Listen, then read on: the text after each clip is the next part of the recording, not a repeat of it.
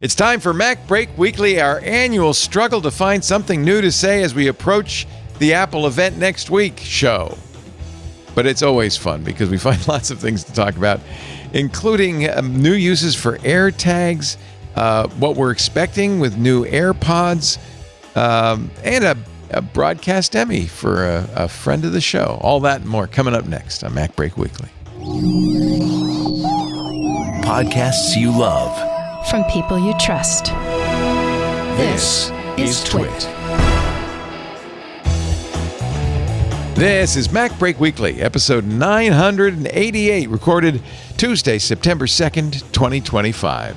Clothes by the pound. It's time for MacBreak Weekly, the show we cover the latest news from Apple. And as we get inch closer and closer in a Zeno's paradox sort of fashion to the Apple event, we have less and less to say, but more and more time to say it. Thank God we've got Andy Anako here. It's good to see you, Andrew. That's one of my favorite paradoxes ever, and I'm not even kidding. It's like when I was a kid, I learned about Zeno's paradox. Yeah. Like, so if you're always getting halfway closer and halfway closer, you never get. Wow. As a kid, I would often use Zeno's paradox as a reason why I did not take out the trash. Like, well, I kept getting halfway closer to the trash barrel and halfway closer and halfway closer. Dad, I'm getting closer to getting out the trash. You solve this one, you're going to win yourself a Pulitzer or Nobel. Great to see you, Andrew. Have you figured out what the Chinese antler site is doing on your camping on your name? Oh, no, I haven't. I still have the domain. I don't know what the situation is, but okay, they're camping. They're camping out. No, I didn't even. Apparently, they sell. It's in Chinese, but I've been told that they sell antler velvet, which I don't even want to know anymore at all about that. Mr. Alex Lindsay from officehours.global. So good to see you. Good to be How here. are you? Hello. Welcome. I'm doing well. Two eyes still in his head. He hasn't developed a fourth eye to give himself 3D vision. Yeah, I'm doing the best I can. I mean, I have a little bit of 3D vision, but I'd like to have 4D vision. But I've been talking to the geneticists. They said it's not in the cards for me. It's too late. It's too late. I have to be younger. Yeah. I'm so sorry. Gene editing, though, it's in its infancy, but I think there's still a chance. It could happen. Yep. Let's see who else. Oh, Mr. Jason Snell. The last time I'll see you till October. Like 6 weeks or something like that. Yes. Well, hello. It's good. I'll be out the next couple of weeks and then you're gone. It's good to be here. We are approaching the speed of light, but as we can never reach it due to Zeno's paradox, I'll point out also that means the time dilation will mean that the show will get longer and longer as we have less to say. So that's great. We're doing it. Just feeling that way. It's an excellent We're point doing it. Time is just going to flash by on the outside, but here it will be eternity. It's an eternity, and it often seems that way. It can be, but but think about it this way, Leo. When next this show appears, we'll know what's real instead of what's rumored. I think that's exciting. There are many rumors. The latest, so many, from Mark Gurman is that the AirPods Pro 3 will come out, but will be lacking the translation feature until later this year. So do we think that they're going to, so I think that they're going to, the chip's there, the software's not. Like, so I think that's the there's hardware. In fact, there's also health hardware in these things, right? The rumor, this is all rumor, we know nothing. But the rumor is, this is actually from March. I'm looking at an old one, but I have a hard time thinking about, like, other than the batteries dying, I have a hard time thinking about what an AirPod, I have the AirPod Pro 2 or whatever. I don't know what they would add that I would have me go, I have to. So the Power Beats have heart rate. Power Beats have heart rate. There's been some talk of temperature monitoring as well, which would mean that if you don't wear an Apple Watch, you could still get some health features. I think they will probably, my guess is, and this is just based on spitball and stuff, but like you could talk about extended range. Because sometimes I just did this last week. I'd like to walk down the house. It feels like you're tugged by a cable. Like you're like, didn't have my phone in my pocket, and I walked and I was like, oh, right, I don't have it with me.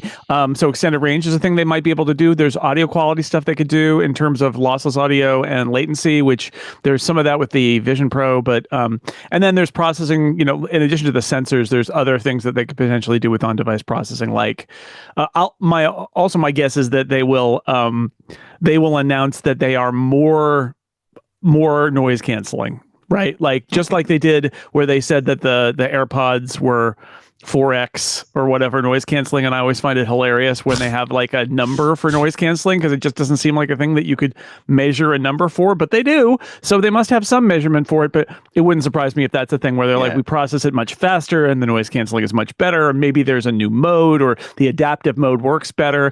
It's going to be, I mean, Alex, I think the bottom line is I don't think AirPods are so much a product you buy because they're faster, right? Because it's a sweet new feature. It's more like the next time you need to buy a pair, they'll be better. Yeah, no, I agree. And I think that one of the things that's interesting is that I got the last upgrade was specifically to get the kind of going to a concert, the sound, ear protection, which did not work at all.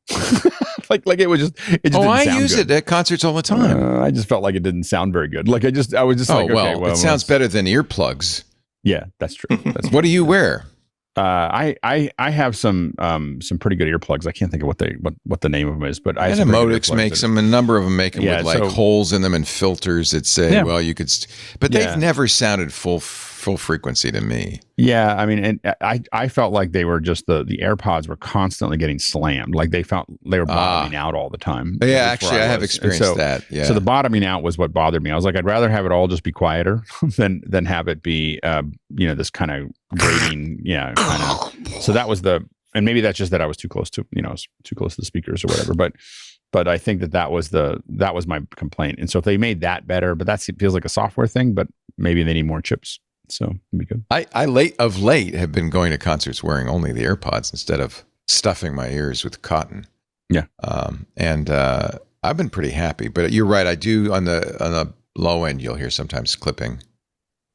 And if it's maybe I don't go to concerts that are as loud as the ones you. Well, I go to a lot of. What's funny is that it's not what's interesting is the bigger concerts are actually oftentimes you're not quite as close and it's not as big of a deal. It's like the bottom of the hill that's the problem. Because now that you have a decibel meter in your phone, you're constantly. I know I get those alerts. It's over 90 dB. Or I am constantly looking down at my watch because I have the decibel meter on my watch, as a widget or whatever. And so I'm looking down at my watch and I'm like, oh, we're at 110. I'm really glad I have something in my ears. But that's the little bars with because they're really trying to give you that experience. But like when I was at, when I was, I don't know, 30 people back or 50 people back at Dead & Company, it was probably, like in the high 90s, but it wasn't, crushing, I've set mine to my Apple Watch to alert me when it's over 90. And that happens fairly frequently, even if I shout. It's not hard to get over 90. It's ongoing. I think 84, 85 dB is where you don't want to, you can listen to that all day. That's what your theaters are usually maxing out at or near. They'll peak over that, but your theaters are trying to keep the average below 85 typically. Yeah. And usually people complain. So when you go to a theater, you're not usually hearing that because the number one complaint at a theater is that it's too loud. I know it sounds crazy, but that's the number one complaint. Oh yeah. And so the theaters are usually set considerably lower. They're in the high 70s, most of the time. And for people who know what the theater should sound like, you're always like, oh man. Yeah, and I have to say, knowing your heart rate or your temperature, well, heart rate you get from the watch anyway. Yeah, temperature. Maybe. Temperature you don't. I have an Oura Ring, so I'm constantly monitoring. Apple Watch has a temperature monitor on it too. Oh, it does. Oh, yeah, it does. But I think so. Two thoughts there. One is I wonder if Apple finds that you could get more precision if you're if you have a second sensor. And then I think there's also the fact that some people don't have an Apple Watch, and this will give them Apple Health features if they run with their phone and AirPods. They will get that feature, and maybe they'll find it useful. So I think that there's a little bit of that in there too. I do think, there are a whole bunch of different little tiny AirPods features that might make it better. Sound quality, noise canceling, that pass-through thing. Like maybe there's better concert mode or something like that. Because there are ways. I think you put it in pass-through with reduced loud sounds turned on, and then it sounds okay. I have used them for that, and they sound okay. But I do think that there's look. Part of this is just, it's been a few years now, and I think that this is one of Apple's best products, the AirPods Pro, and to make it better and to put some more intelligence in it so that it can do better with noise canceling than it does already. Just make it a better version of itself. Maybe it'll look a little different. I don't know, but like, I think that's great.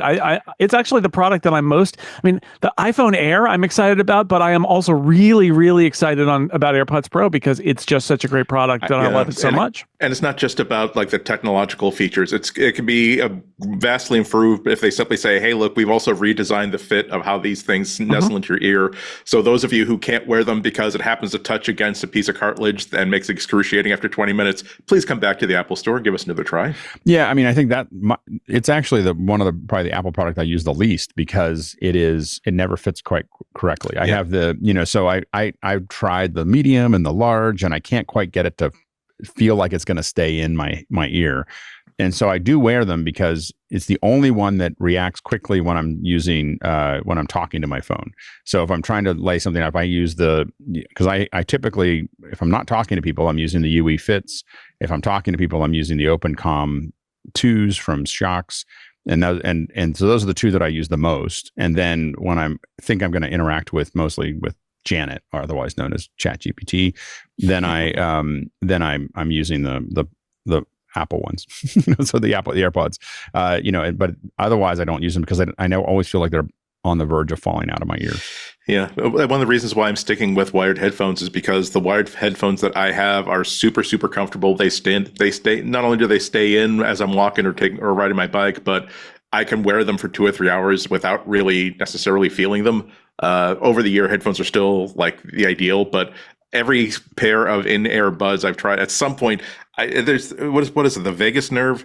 Like most of there have been Apple AirPods that I've really, really loved, but it does that. I will do like this full body because something touched something, and I got to pull it out and just go like because of the fit of this thing, and it's like we're having such a good time together, AirPods, before you started to put me into convulsions. When Apple went Bluetooth and everything else, I was like, there's no way I love my wired, and I'm gonna always have my wired, my Etymotics and everything else. And now every time, a handful of times, I have a backup in my backpack of wired headset with a little USB-C to conversion. So if my AirPods die, I can put them on, and when I put them on, I get them caught on everything. Like, it's just like this, my brain doesn't manage that anymore. And I'm like, I can't, Absolutely the same. And that low latency lossless, which they currently do with the Vision Pro, is a feature. Like, because I always said that it when I edit podcasts on an iPad using my AirPods, which I can do, I've done it on airplanes and all of that. But the latency, like, you press play and you got to wait for it to catch up and match the latency. And so if you reduce that latency and still have it full quality, that's a nice feature to have on top of everything else. But I'm a fan of the products. I will say, I feel like I've done briefings with Apple people for all of the AirPods, which is, I don't know how I got on that list, but I'm glad that I was. The first AirPods came out and they were like, all right, we shaped them so we think that people will love them and they'll fit in their ears. And obviously the feedback was a lot of people, it didn't fit in their ears at all. The AirPods Pro, first gen. And they came back with the second gen and they said, okay, here's what we did. We used to have a database of all these ears that we found, not an ear serial killer or anything. The ears they scanned around, California or maybe at Apple or maybe in the United States. But they got feedback because it's Apple, right? They sell these everywhere in the world. So with the second gen, they tried to build a new model based on a much broader cross-section of human ears to try and hit the sweet spot. You're never going to be able to hit everything, but they wanted to fit in as many ears as possible. And I think what we saw with the AirPods 4 is another progression there where it's got a kind of an odd shape because they're trying to hit the sweet spot.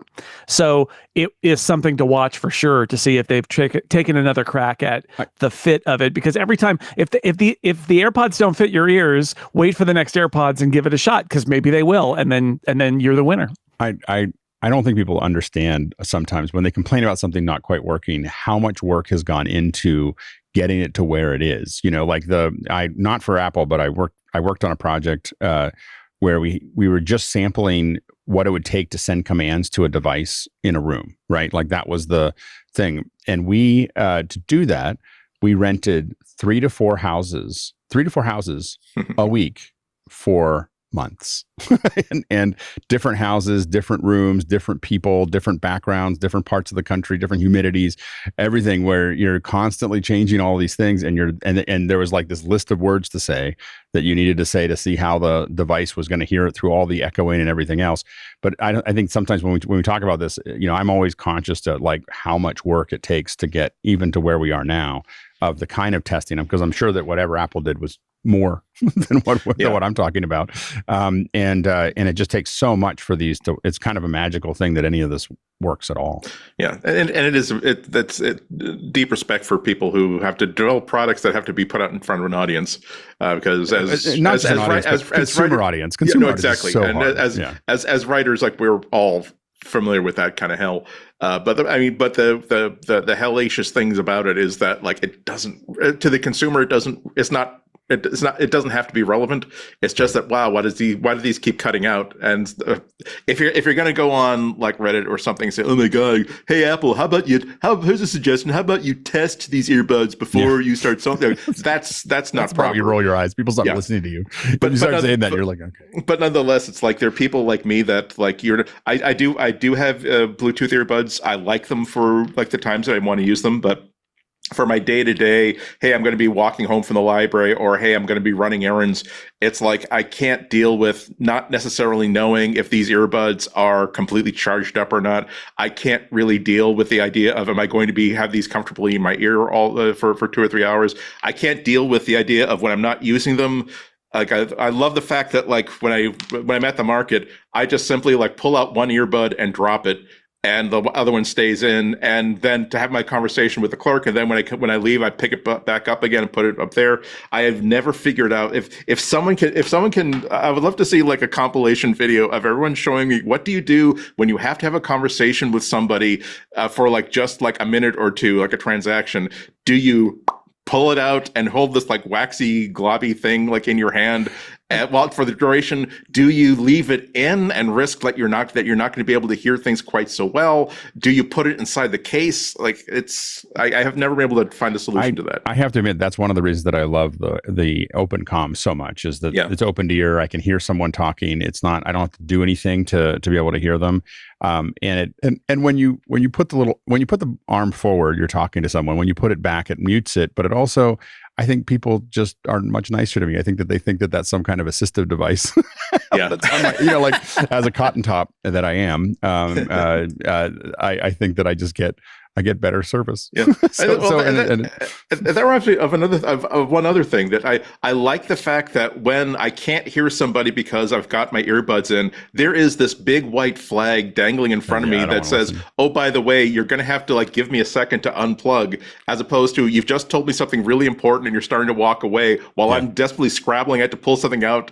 And again, I know that these features of pass-through, they've been working better and better, but they're still not quite enough for me. I still think it's weird. I think it's weird to talk to someone with my headphones in. Like you guys are the olds. What are you talking about, man? I just you use conversation mode. I don't use conversation mode because I walk my dog and I talk to my dog while we walk, and it thinks I'm having a conversation with her. Also, her name is Maisie, which sounds a lot like hey lady, and it's really dangerous. So, but I am perfectly comfortable. First off, if you're out and about with people, you shouldn't be in noise canceling mode, right? So you should be able to hear. I think the pass-through mode is really good, especially at passing through with conversations. And I just have I just don't care. Like, I think that society will get over the fact that some people have earbuds in and they can still hear you fine. If they're talking to you, they probably can still hear you fine. So that's just how I do it. Do not watch Jeopardy with the AirPods in conversation mode, because every time I yell out the answer, I lose audio. That's the problem with the conversation mode is, and this is, I'm sure they've tried this, but whatever machine learning based analysis of the sound they're doing, that needs to get a lot smarter, because what you really want to do is detect that there are multiple voices in a proximity where you're actually having a conversation. Whereas if I say yes or no to my dog, I'm not talking to another. There's nobody else Drowns there. Everything else out. Yeah. But that's why I had to turn that off. But I think the pass-through mode and the new smart pass-through mode that is sort of trying to damp down broadband sound, like the sound of the freeway, a few blocks away where I live.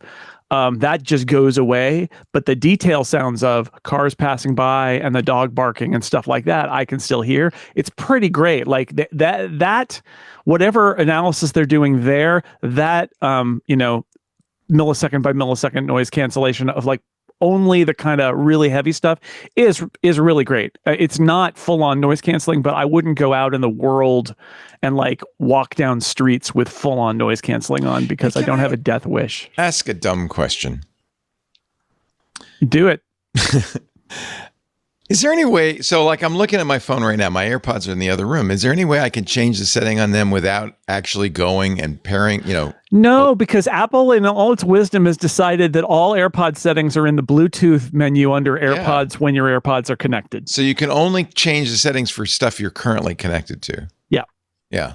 Oh, that's too bad. Yeah, it is too bad. I was hoping there was a way around that. I hate it because I think of something and I'm like, oh yeah, I should change that setting. I want to change that. And then I realize, oh no, I have to go get my AirPods and put them in, and then I can change the setting, which is dumb. It's dumb. And I don't know how much better it's gotten. I have to admit, I being the curmudgeon that I am about these things, like my AirPods only talk to my phone. Like I tell everything else to ignore them because I just can't. Which is the right thing to do, because otherwise you're in the middle of a conversation and it goes, hey, and it's the hard part is, and I think that this is where, the hard part is that there's these little glitches that you're just kind of like it jumping from something else. I'm like, hey, I'm on a call. Yeah. Like it seems like you would know that I'm going to stay on this call and not jump to my Mac. In the same sense that, like it just seems like those are the kind of things like you're just like, you should be able to figure that part out. Yeah. Lisa's watching TV. I go down to the gym. I'm going to put in my AirPods to listen to a book. But of course, my AirPods are also paired to the TV. So boy. So as soon as I open my AirPods, the TV turns off and she says, hey, I'm listening. And I say, sorry. And then I have to like put them back in the case and go to the Apple TV and say, stop. And it's just a mess. So I don't pair it's them. funny. So I bought another pair of AirPods for the phone. There's a new feature of in 26 for CarPlay that lets you do that kind of like pick up where you left off. You get in your car and it will switch over to CarPlay. And a lot of people complained that they were getting like the stuff really loud in their car when they didn't want to. And they actually did add a feature in the betas that basically says, don't do this. And I feel like the thing is, you can turn all of that stuff off, and Alex has. I wish it was smarter, and I wish that they were better at asking you, do you want to go? Because it's a great magic trick when suddenly you put in your AirPods and your Apple TV starts playing in your ears. But if you're not nearby, like the magic trick isn't good enough. This is the same when my wife leaves to go to work in the morning, and I'm out here in the garage, so the car's right outside the garage door here. My Mac goes into driving focus mode. I'm like, I am not driving. And then after about half a minute, it's like, oh, okay. Because it saw the Bluetooth in the car on my phone and thought you must be in the car right now. And they didn't use a sensor or anything to figure it out. It just needs to be smarter. Like look, I think we all appreciate when Apple has this impulse of like, what if it just did the right thing? And the answer is yes. Like, if it does the right thing, that is the best. But if you can't do the right thing, if you don't know what the right thing is, step off. Yeah. Right. Yeah. Just a little. All right, we're going to take a little break. When we come back, I don't want to shame you or anything, Jason, but your event draft I have no shame. It's okay. For WWDC, Mike Hurley whipped your keister. I'm going to win it. I'm winning it. But, of course, the Upgrade Podcast September 25 event draft is out. We will look at Jason's predictions. Oh, boy. Unfair podcast and violence. See if you can recoup your miserable performance in June. I think it's such a great bit. I love it that you do this. It's so fun. What is the eternal standings? I won most of them at the start, and Mike has been catching up with me. Yeah. And it all benefits St. Jude, which is great. We do have a St. Jude element to it this year. Yes, we do. So we should mention that you're going to Memphis. One of the reasons Jason and I will not see each other is Jason is thinking that he might be busy next week. He's, one way or ever another. ambitious. One way or another. Have you wangled an invite? We're not to the way it works is I send an email week 1 and then I buy my time. I get through Labor Day in this case, send another email this week and see if they can slide me in there next week. But we know so you will. Yeah, we know you will. We see. I so he'll be gone appreciate next your support. week. Yeah. And then you're going to Memphis for the St. Jude. We do a 12-hour long video, like on YouTube telethon, basically Jerry Lewis style telethon, except with podcast nerds talking about Apple stuff and about fighting childhood cancer. And Micah participates in that because he's also on Relay FM. Andy, you're on Relay FM. Do you do anything with that? I have offered year after year that if we really are doing a telethon sort of thing, there should be somebody. Never walk alone. We can take or leave that, but what you really need to have is about 1 hour into it, the host basically starts berating all of the crew in a really mean and nasty way, and then remember that he's actually on television and pretends like it was just a bit. Yeah. I really think so. You want to do that? You want to come in, would be a good bit. Sweep into St. Jude, and then berate the crew. Are you being paid to light? Are you not being paid to light? Because I am not lit here. This is Teresa. We've been working together forever. I kind of miss the Jerry Lewis Labor Day telethon. Come to think of it, I realize it's not Labor Day anymore without the telethon. Anyway, you're going to have the Relay FM St. Jude's podcastathon to celebrate. What is it? The 15th? That is going to be the 19th. 19th. Okay. So, and I will go on vacation the next day. Yeah. So you won't be here through then, and then you'll be taking over the show. Yeah. So Jason will be helming the podcast. I'll try not to break it. You can break it. It's okay. It's been broken before. It's always bounced back. I mean, we put it in the name. Break it. We say it's going to break. Okay. I'll break it. We know it's going to break. We'll definitely break it. And then I'll be back October 13th, 14th. 14th, October 14th. And Jason, that's when we will reunite. We'll have a glorious reunion. It's going to be amazing. If Leo comes back and finds out that you put all this gold bric-a-brac around everywhere in the studio, he's going to be upset, and he's going to have a reason to be upset. So I know you've got the AliExpress order already in. It's happening. Do you ever wonder, how are they going to get that off the marble fireplace? They have artisans. They have artisans who are going to be who grumbled when they were ordered to scotch tape it onto there. Yeah. Did you see there was actually someone found the sale page on AliExpress where they got a lot of that stuff. Yeah, it's oh dear. And it's now spread to the cabinet room. It's everywhere. It's everywhere. The stuff from AliExpress doesn't have any hidden bugs in it or anything. It's fine. No, if I know the head of the Chinese Communist Party, I think he's a pretty upright guy. He would know the stakes of doing that. I remember this is like when I bought when I got my carpool stickers for my electric car. I got you do the thing where you put the sticker on your bumper, but then it's there forever, even though it expires. So what you do is you put a transparent tape on it, and then you put the sticker on the transparent tape, and then so that you peel off. So what I'm saying is the people at the White House, they know that all the residents are temporary, so everything gets mounted with a removal strip, like a command strip behind it, where they can just pull it off and take it all off again. Boom. Yeah. Back to the boring old 18th century architecture. We will be back with the September draft. Oh boy, in just a bit. But first, a word. It's good to have all three of you, Jason Snell, Andy Anako, Alex Lindsay. You're watching MacBreak Weekly, brought to you this week by ZocDoc. I kind of have a little soft spot in my heart for ZocDoc because it's helped me a lot. Working out, I'll give you an example, is a great way to take care of your body. But to get truly healthy, takes more than just hitting the gym. It takes consistent annual checkups with your doctor, getting things checked out if they feel a little off or not normal, a pain there right here, or your big toe is swelling unnaturally. You also need a quality nutrition regimen. You got to take care of your mental health. All of this is important. And ZocDoc makes it easy. Frankly, ZocDoc means no more excuses. ZocDoc makes it easy to start your health plan by helping you find and book doctors in your area who are right for you. It's quick, it's easy, it's a free app and website. ZocDoc.com/MacBreak, where you can search and compare high-quality in-network doctors and click to instantly book an appointment. With ZocDoc, you can book in-network appointments. More than 100,000 doctors across every specialty, from mental health to dental health to primary care to urgent care and more. Dentists, too, chiropractors. You can filter for doctors who take your insurance, that are located nearby, are a good fit for any medical need you have. And this is, to me, the most important part, are highly rated by verified patients. These verified patient reviews are the secret of ZocDoc. You can also filter based on specific preferences, whether that's looking for a male doctor, a doctor who speaks a specific language, has availability that fits with your work schedule, or has an opening in the next day or so. Yeah, you can get same-day appointments. Once you find the right doctor, you could see their actual openings and choose a time slot that works for you, and then click and you'll instantly book a visit. It's so easy. It's so fast. No more excuses.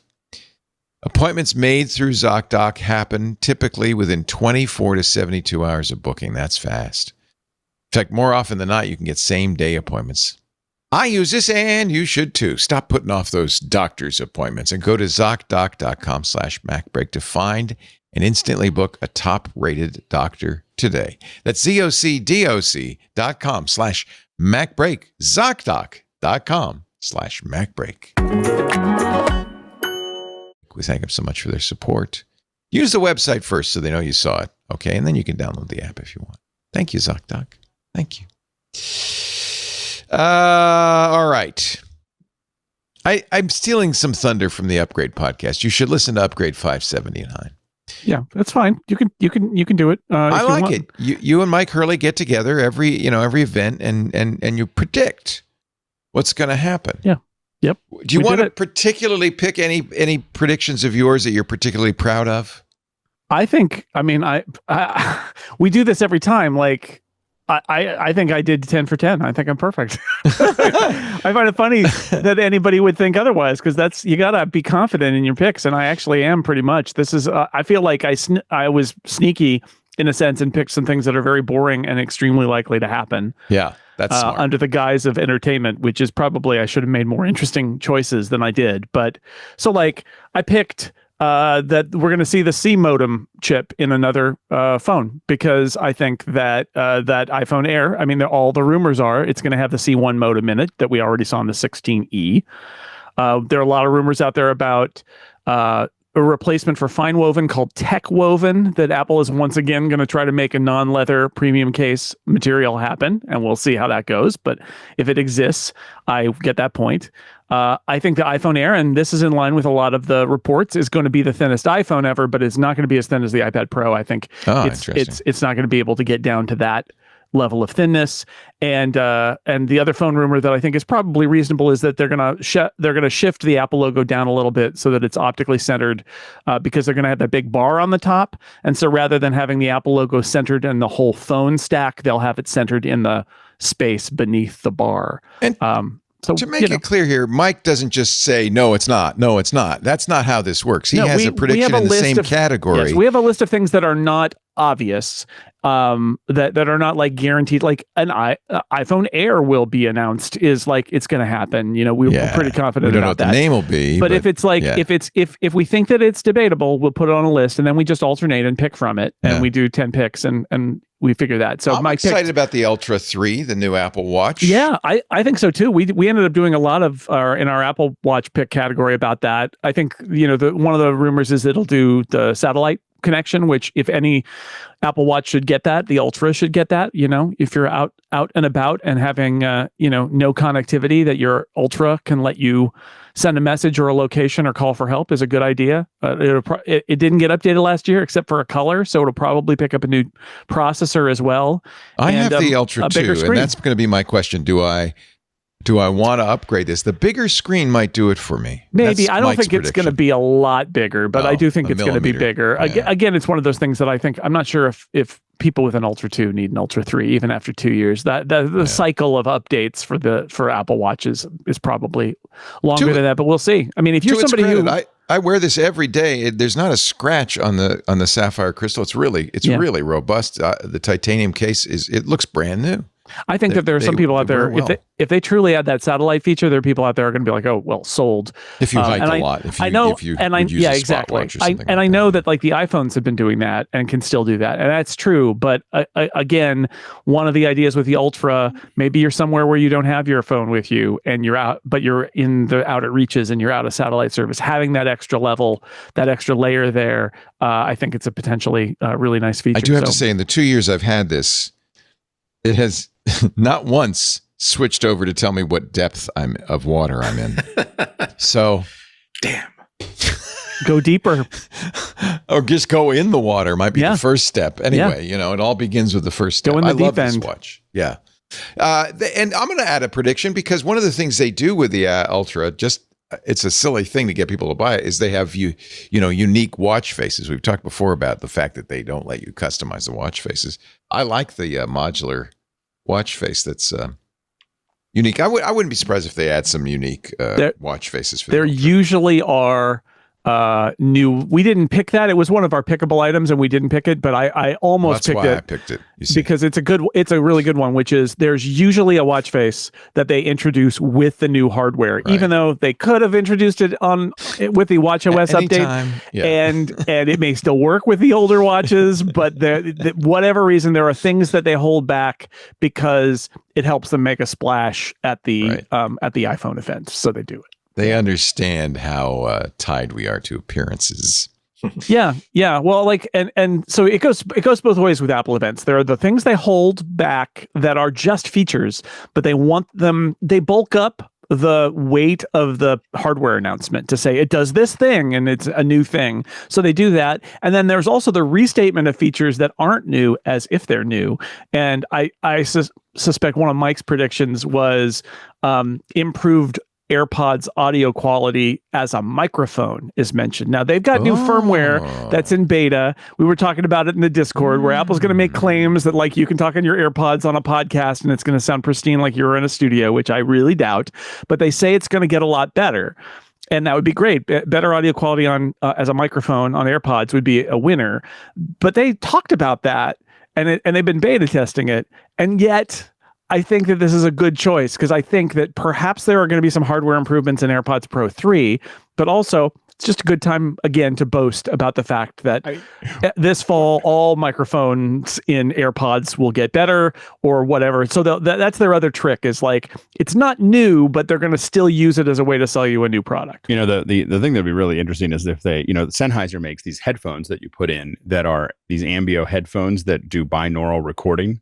Mm-hmm. It would be a really interesting feature if you're making the headphones better. I don't think Apple's going to do this, but it would be really interesting for them to say, and now we do binaural, like if you pick up your phone, it'll do a binaural recording with your thing while you're taking a video to get Apple more likes spatial. Apple's big into spatial. Right. That's why I'm saying it's not. Suddenly your phone calls are spatial. Well, they could do that on the phone because they got microphones at both ends. So they could actually do that. They do stereo capture now, which is not quite the same. They couldn't. It sounds really good. I mean, what the phone picks up is really good. They could theoretically, by doing it on either side of the ears, what happens is that it number one is it's more spatial than the phone, and secondly, it takes into account the head. So the head is blocking. No, but from a spatial perspective, that's why there are some binaural recordings that come with a head. Right, because literally the mics are in there. Very few of our heads are shaped like phones. And not only that the argument is that if you, depending on where you put the mic, your ear shape and everything else impacts the sound and everything else. And so there's a possibility that, Apple could get super geeky. I think the chances of that are less than 10%, but it could be one of those super geeky things that people would suddenly want to, use more often. It will sound different than just the phone. Huh. Is there anything, everybody can pitch in on this, that will be unexpected or anything you're hoping for that Apple is not yet rumored to see? Feels like literally everything has been rumored. There don't seem to be any surprises. I think it would be unexpected. My guess would be an unexpected product. So there's you didn't mention the Apple TV in your they draft. might roll out the Apple TV new hardware that we think is coming. Maybe AirTag 2. I'm not sure how exciting that is, but it's there. And I would say the other thing is the unexpected accessory. I mentioned the tech-woven cases, which is a thing that's happened recently that would be, now it's not too surprising because it's been rumored, but it would be a little bit different. And I saw a piece today about how they're working on like a magnetic body strap that you can attach your phone to, cross-body strap, and that would be a first for Apple. I see a lot of people, a lot of women especially wearing those. Yeah, that's why Apple wants to sell them one. Yeah. I always think that's kind of cool. Like, why put it in your pocket? Just have it strapped to your body. I think Apple. I'm really interested with AirTag whether Apple will ever license that technology to be more usable. I use the Chipolos, and they kind of work with Find My. I just want it to just work. I mean, I just think that Apple could open that up a little bit. There are bicycles. So we kind of want every device that you lose to have it in it. Alex, it's pretty open. I bought a third-party iPhone wallet that's got Find My on the back. I mean, you can build Find My into stuff now. They just have to want to do it. But Apple absolutely will let you do it. Every time I lose something, my keys, have my keys and everything else that I own has, like, the problem I've run into is that you can only do 32.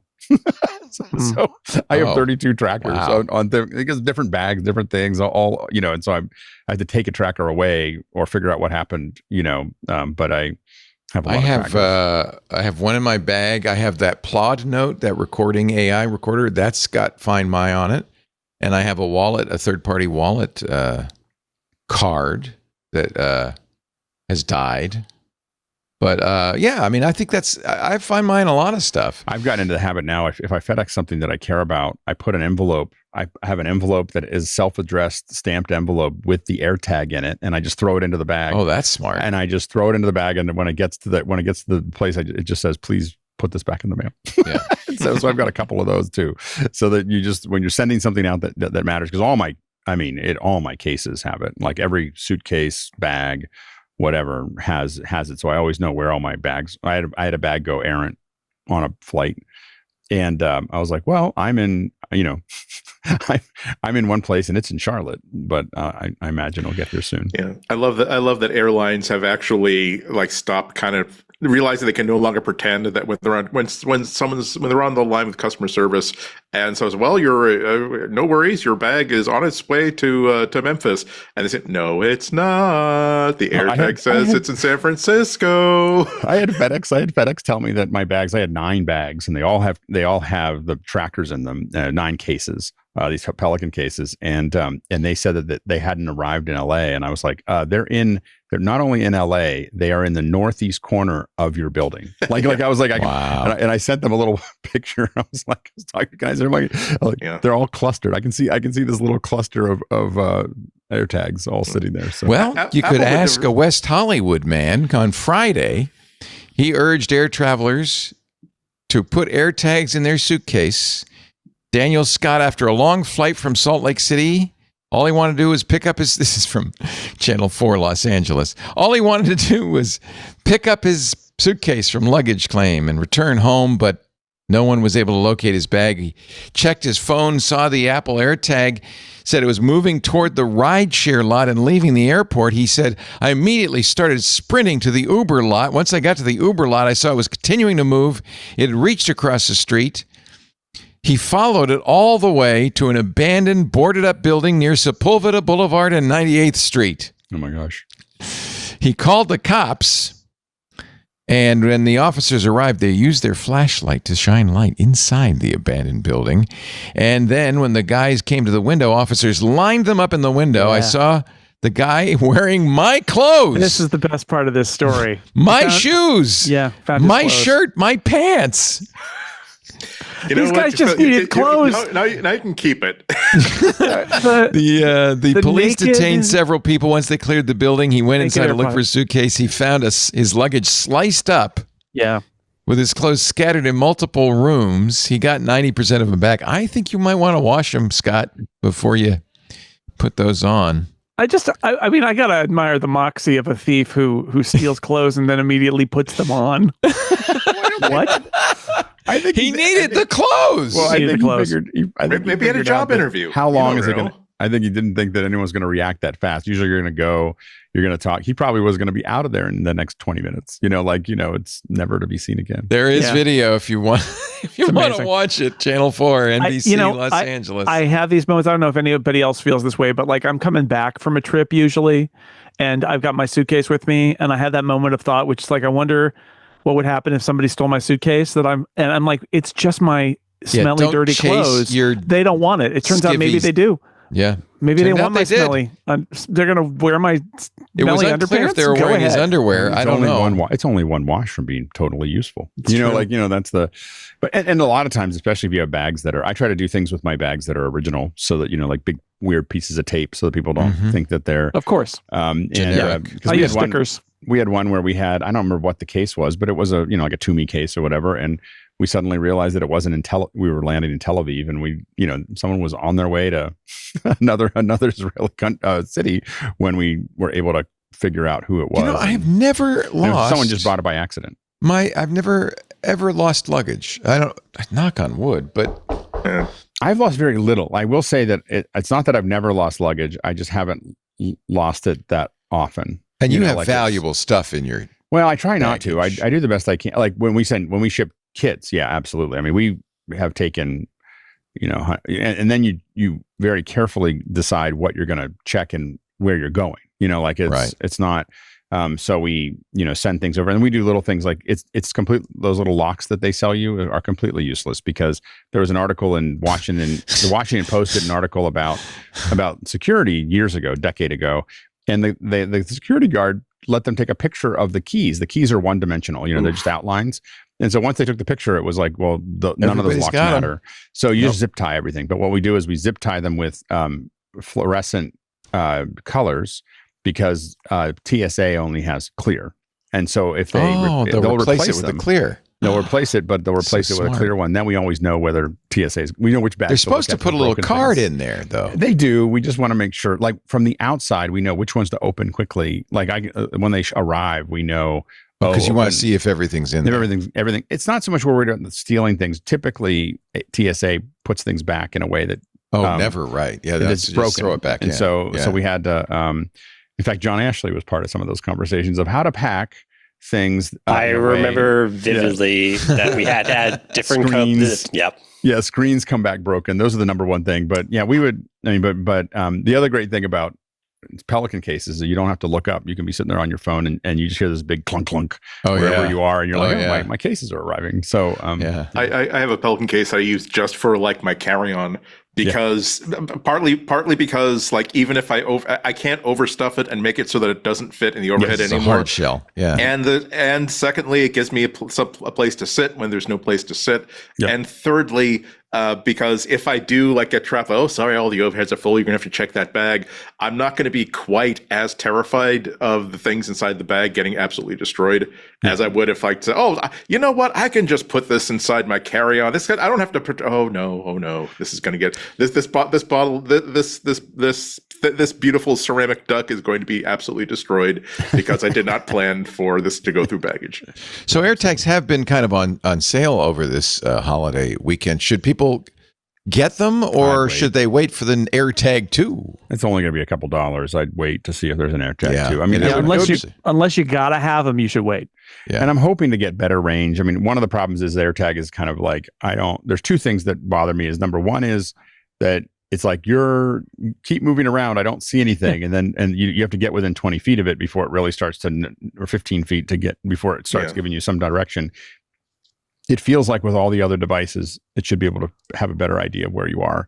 And it's the same story as AirPods, right? I think like better range is like a huge additional feature. And then I know that Apple doesn't really give us a lot of tracing, but man, it would be great to have an AirPod tell me where it's been. And I know that they're not going to let us do that, but it's so useful with other trackers that I have that they just give you a whole history of what, where that all went. So I've been thinking about changing my luggage ones that way just because I'm curious. Like, I'm just curious to see what happens. But I think that, and then the other thing is it knowing that something's above me would be great. Cause I get to a point where it says you're right there and I realize it's my bedroom sits over top of my living room, so oftentimes I can find it. Oh yeah, that's hard. Also, yeah. And also when they're on sale, that's an opportunity to, like, even if you don't need one, to buy, like, if you got one on your bike, put like a second one on your bike, because thieves might just say, "Oh, great, I found the AirTag. It was in the most it was underneath the seat, just where people usually put them," unbeknownst to you that you actually had one in the downpipe as well. I've always thought that like Apple would never do this, but I would love for them to sell, like, instead of like 5 for $100 or 4 for $100, like 4 for $25 or 5 for $25, like decoy AirTags, where they're just like the shell part of it, so you can put it someplace that's hidden not very well, so that this is in the place in the bag where people are going to be looking for it. They don't know that you actually tore up part of the liner, sewed this inside, then sewed it back up. Because I'm all for people feeling as though, wow, not only am I a crook, I'm a dumb crook. All right, let's take a little break. When we come back, more dumb crook stories. By the way, the guy whose luggage was stolen claimed there was $15,000 worth of clothes in there. Uh-huh. Sure. And a Degas sketch. Yeah. Who's going to pay for that? What, was he insured? It's hot. Yeah, well, I'm thinking he was. He was hoping the airline would take care of it. Maybe there could be, if you had what could you have that would be in there? A Birkin bag and if he's transporting more than $10,000, isn't he required to report it somehow? Only if it's cash. Not in value. I don't think I've had $15,000 worth of clothes in my life put together. Yeah, I don't think so either. I think if you took everything in my closet, it'd be like, there's like a couple suits that would knock it up to a couple thousand. Couple men's warehouse suits, some nice dress shirts. It's like I paid $800, but it was $300. I mean, maybe if it's like all the shoes I've ever worn were added in there, because I'm not a shoe person. Like, I'm not a shoe person either, but the shoes, shoes are expensive and they wear out, so you have to keep buying. I'm just saying, this guy is a real snappy dresser, sounds like to me, which makes the humor of the fact that the guys are wearing his clothes so my even only guess, better. Exactly. These guys were like Armani, First of all, also this happened this happened today, September 2nd, and he was wearing seersucker. That's how you know he was a low-life scum. That's right. Day after Labor Day, the first thing he does is pull off the seersucker. I guarantee it. I'm gonna get my clothes back from those guys in the warehouse. You look in I guarantee it with an AirTag. I guarantee it. This is George Zimmer, president of the Men's AirTag. I have to say, I bought men's warehouse suits until about 2 years after he left, and then after that, I was like, I need to find somewhere else to go. He didn't leave; he was pushed out. He was kicked out. Yeah, but I'm just saying, after that, the whole thing kind of fell apart. It was definitely like you didn't think that it would make that much of a difference for a company that big to not have someone paying attention, but it does. Oh yeah. Before eBay, most of my nice clothes came from an insurance salvage store in Boston called Building 19. Like literally, like a warehouse flooded, and you buy the stuff. It's sopping wet, but they on the store floor it was inside a waiting pool so it wouldn't get moldy. You just like get right home and then put it right in the. I'm not even joking. That was one of the sales they did where the sprinklers went off, so they shipped everything like in water, like tuna, and they said we're gonna sell this by the pound. Just wring it out, put it in this plastic bag we'll give you. As soon as you get home, put it into the dryer. you'll be fine. 80% of what I wear is the bargain rack in Eddie Bauer or Banana Republic. Like there's always one in the very back that's like 70% off, and I'm like, yeah, that's where I'm gonna pick up. Show me a label, like, and the 20% is like my wife wants to go out somewhere nice. Yeah. Show me a nice label in my wardrobe, and I'll show you something. I bought this on eBay. Right. Most of my nice stuff came off on eBay. Like, I will you'll take the 80% depreciation, and I'll buy a $90 shirt for $15. I wonder if the reason that they grabbed the bag, I wonder if he had like a Toomey bag or something like that. That had to have been like, it had to have been like clothing. It was high-end clothing. But if you're going to put high-end clothing, you would assume if you have $15,000 of clothes, you're going to put it in. Oh yeah, nice bag, piece of luggage. Louis Vuitton luggage ended up. Which is another thing that I try to do is make my bags look as beat up and unusable as possible. Actually, that's smart. That's exactly where he went wrong. Well, and there's a bunch of things about when you travel a lot in places that you are worried about this happening is, number one is you don't get cloth bags for anything that matters. Number two is you don't want anything to be a zipper, because you can put a knife in a zipper and just go right around it and open the whole thing up. So you want it to clamp over. And so those are the two big things that you'll see. Anybody who travels a lot in like the emerging world will have. There's one bag that Samsonite makes. It's like an empty shell that has clips on it. And that's what everybody, everybody has the same one. I'm learning so much So, here. and so This is good. so and then you put trackers in them and everything else. You want them to be as light as possible because you're trying to stay underweight, so there's a whole bunch of those, those are the funny, it was fun in Zimbabwe for a long time. They had these lips on the front of the weight things. And you put your thing on and you can put your toe up and just lean it up and take at least 3 to 4 pounds off the bag. Can I, Jason? Can I salute you once again for something you said weeks ago? So this morning I was putting together like stories for like our shared show doc. I said, "Oh God, well, it's the week before the Big Apple event. There's like nothing to talk about." Then I remembered you saying, "When we have nothing to talk about, that's when the show goes an hour long because we start talking about where we buy our clothes from and what kind of luggage is the best." It's true. It as we sit here on the edge of the event horizon of the black hole, and time dilates to and runs to almost a stop. We're going to give you a whole bunch of weird tips that you didn't need. Yeah, I mean, seriously, people would be like, "Honey, what are you listening to?" And the answer is going to be, "Well, it's a bunch of nerds talking about packing their Where they get suitcases, their clothes." and It the clothes they bought." trackers. It was. I don't know. There's We a can chart thread. it, Alex. We can There's chart a it. thread. There was Yeah. an AirTag. Oh, yeah. There was clothes that were stolen, and then there's just talk about clothes and This luggage. is what separates us from the amateurs when it comes to podcasting. Is the amateurs are like, "Where was I?" And the answer is they don't know. We know where we were. Yeah. We know how far we've come away from the actual topic. We don't care, but we know. But we know. AirTags. Anyway, AirTags. Wait for the AirTag too. Wait for the AirTag. That's too. your That's our advice. Yes. That's the advice. And it may be this week. Alex Lindsay grabs controls and brings her in for a safe landing, even though, despite crosswinds, despite a couple of failure and warning lights on the dash. Answer. AirTag 2. We will be covering the Apple event, but we do it in the Club Twit Disco.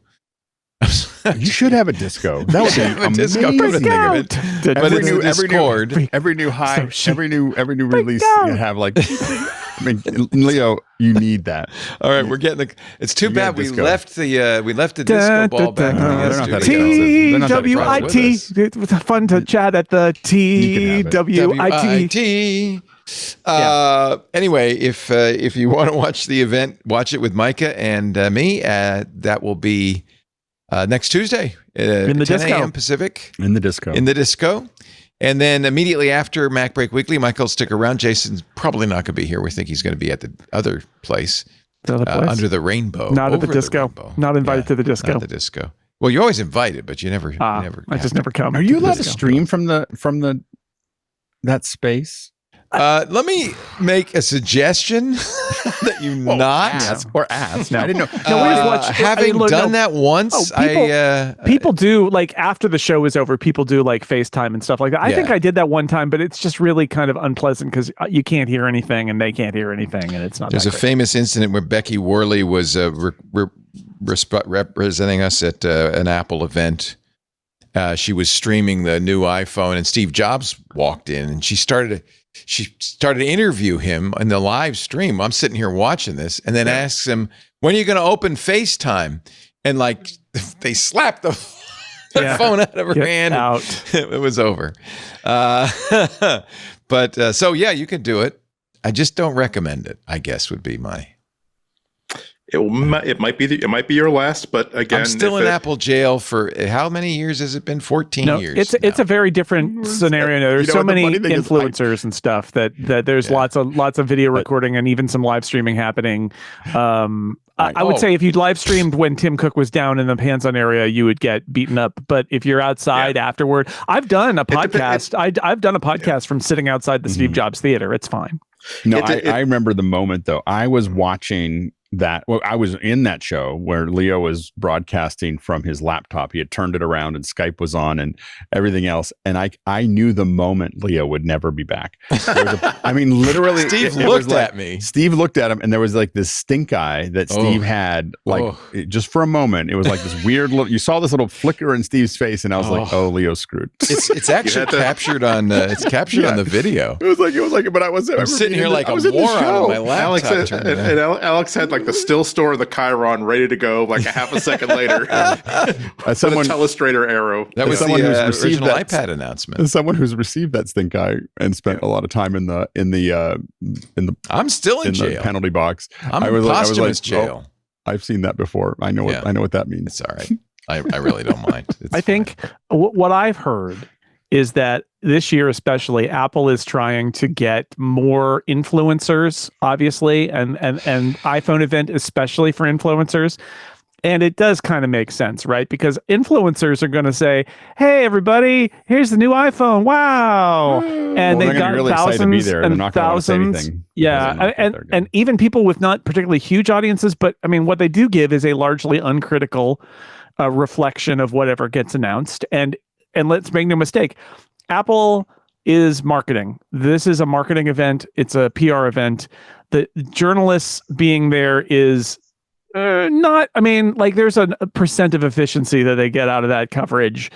Whereas with an influencer, you might get a much higher amount of control over it because they're going to repeat your points instead of questioning your points as a journalist might. And like, again, they're not entitled, or I'm not entitled to be there, and they're not entitled to invite me. They should do what they think is the best mix for their marketing. And I would argue that having some degree of people there who are going to not just sort of pass through the marketing reaches an audience that is not interested in pass through marketing. But if I were them, would I want some influencers there who are very popular and are going to just say exciting things about the cool new iPhone? Yes, I would. And that, Leo, that is why you didn't get invited. Oh, it's all right. This is always. I mean, I was thinking about this the other day. That this is we who fancy ourselves members of a legitimate press, put halos above our heads as legitimate journalists. I will definitely do that. I put that halo above my head myself. I admit that. But like. We are those of us who've been covering Apple long enough to have preceded social media and influencers. They were doing the exact same thing with us, in the sense that the only way to get a message to the consumers, the people who are going to buy things, is to get through people who have like TV exposure, who have newspaper columns, who have magazine columns, and the way that they would present would be tailored to that. Because if you are working for a newspaper, if you're working for a magazine, you have editors who will scope you out and say, okay, no, you can't take this free trip to San Francisco. No, you have to make sure that you have that. Why are you talking about this? This is basically marketing copy. So as a result, when Apple talked to these people, i.e. us, they have to like have an engineer on board to answer the technical questions that were definitely going to come up. And now the conduit towards the consumer is the influencers. And now the way that they present these things has changed to take advantage of the fact that no, you're not going through an editorial board. No, you're not going through, not that these people are unethical, but you don't understand what an obstacle, so to speak, it is to have an oversight, ethical oversight and legal oversight over how you report on stuff. And so I think that they're doing the same thing they used to do 20 years ago. It's just that if we find that as a surprise, it might be that we just simply haven't thought about it in an abstract fashion before. We've moved from being the ones that they bring in, like I was with covering for Macworld, right? I was for the technical focused, hardcore audience in a way that inviting the New York Times and the Wall Street Journal wasn't. And so in some ways, as we especially were a website and blog and things like that, we were the outsiders, and now we are not so much that, and that's fine. Also, the other factor is scale. The iPhone is so huge that they're reaching the broadest of broad audiences, and there's much less. Not that there isn't, but there's much less appetite, especially as a percentage of the interested audience, in a very technical, question about the tetraprism, question about the new processor versus, whoa, look at the cool colors. Like and again, so it comes back, like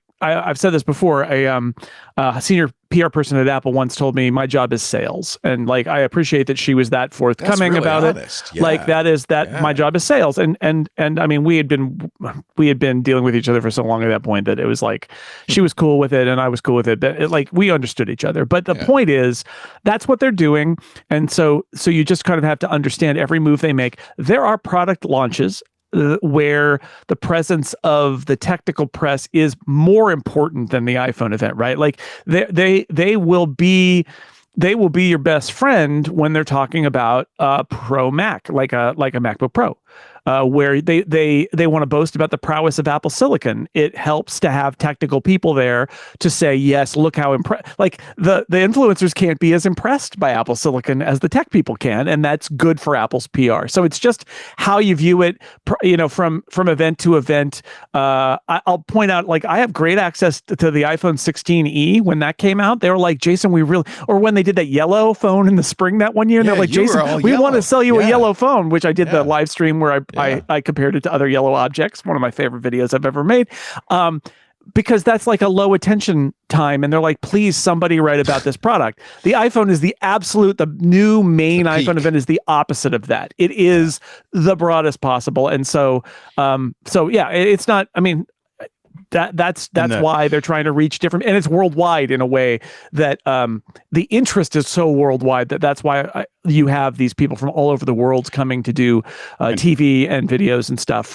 and you see them in Cupertino in September. It's just, that's what it is. It's a huge deal, and it's Apple's biggest event of the year in that way. And so that's why they do it the way they do. Arguably one of tech's biggest events of the year. I mean, if it was on any given night on the weekday, it would rank number one.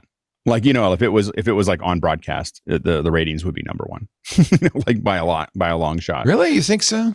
Yeah. The numbers are like a broad general, like millions of people would want to see it. They should put that on ABC or something. Lots of people Peacock. watch it. They do ABC, right? Because they're buddies with ABC. But yeah. Oh, yeah, that's right. Yeah, a good night, on an average thing that isn't special, I think is in like the 8 to 12 million. I think does Disney? Million, and didn't Disney spin ABC? Aren't they spinning all this stuff off? No, Disney hasn't done that yet. Not yet. Maybe, but someday soon. Yeah. They find value. They find value in it.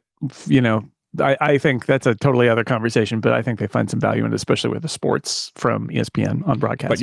But I think the reach of the YouTubers and a lot of the creators now is so much larger than broadcast for the target audience. For that audience, for the audience that's going to buy these, I think it makes way more of a difference. Marquez Brownlee, I am sure, carries more weight than Oprah Winfrey. Yeah, Marquez is a. Yeah, but I think what's interesting is they are also placing some bets on some smaller influencers that are smart. That's smart. They'll be grateful. They'll be more grateful because they'll get a lot of benefit out of that in some interesting ways, and I think that's fine. And I don't think I'm still on any list. I think Apple just forgot I exist. I'm not sure which is worse. Well, and I think the big advantage of influencers also is the fact that they're all going to be interested in something different. So the big press just kind of pays attention to it. It's kind of a clumsy, blunt object that is kind of covering the new big thing. And instead you have all these little influencers, and some are really interested in the camera, some are interested in the the chip, some are interested in the screen. And so you get lots of different coverage that all kind of goes out there.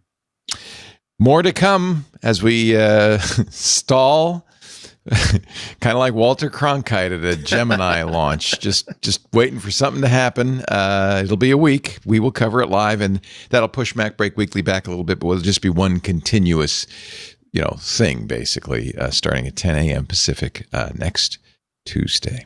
This episode of MacBreak Weekly brought to you by our good friends at Melissa, the trusted data quality expert. They've been doing it since 1985, longer than we have. Melissa's latest milestone, they don't rest on their laurels. This is what I like about them. Their latest milestone features a full SSIS product stack that's now officially supported on Azure Data Factory. Both web service and on-prem SSIS components can be executed in the cloud, empowering you to modernize your ETL workflows without disrupting your existing development processes. With this release, you can continue designing SSIS packages in Visual Studio exactly as before, and then deploy and run them within ADF's SSIS integration runtime. The IR. This hybrid approach delivers minimal to zero changes to your existing SSIS packages or development workflow. Azure hosted execution for enhanced scalability. You get centralized management and reduced infrastructure overhead. Seamless support and simplified infrastructure. No need to maintain on-prem SSIS servers. That's nice. Melissa's data enrichment services support every industry. By using Melissa as part of their data management strategy, organizations, well, they just build a more comprehensive, accurate view of their business processes. I'll give you an example. The University of Washington was facing a major loss of critical data, costly postage waste. You mail stuff to non-existent addresses. That's just money down the tubes, and missed fundraising opportunities. That's when the Associate Director, IM of Strategic Technology Initiatives for the University of Washington took a look at Melissa. They said, quote, "We had so much data to contend with and knew it was important to bring in an expert. We were an early adopter and used nearly all the components of Melissa's data quality suite. We appreciate the developer support and the integration with our own tools and workflow. We see Melissa as a trusted vendor that provides good value and superior quality." And of course, it's always good to know your data is safe, compliant, and secure with Melissa. Melissa's solutions and services are GDPR and CCPA compliant. They're ISO 27001 certified. They meet SOC 2 and HIPAA high trust standards. You shouldn't use anything that doesn't support these standards for information security management. That's why you'll be glad to know Melissa does. Get started today with 1,000 records cleaned for free at melissa.com/twit. melissa.com/twit. Thank you, Melissa, for supporting MacBreak Weekly. News from TSMC. Apple has booked fully half of their 2-nanometer chip capacity. When the production hits full speed, this is according to Digitimes. It looks like they will hit that target fourth quarter of this year. That's soon, just a month or so. Mass producing 2-nanometer process chips in their Taiwan factories, and expect that availability will be fully used up by the end of next year. Half of it going to Apple. The other half being split between AMD, Broadcom, Intel, MediaTek, and Qualcomm.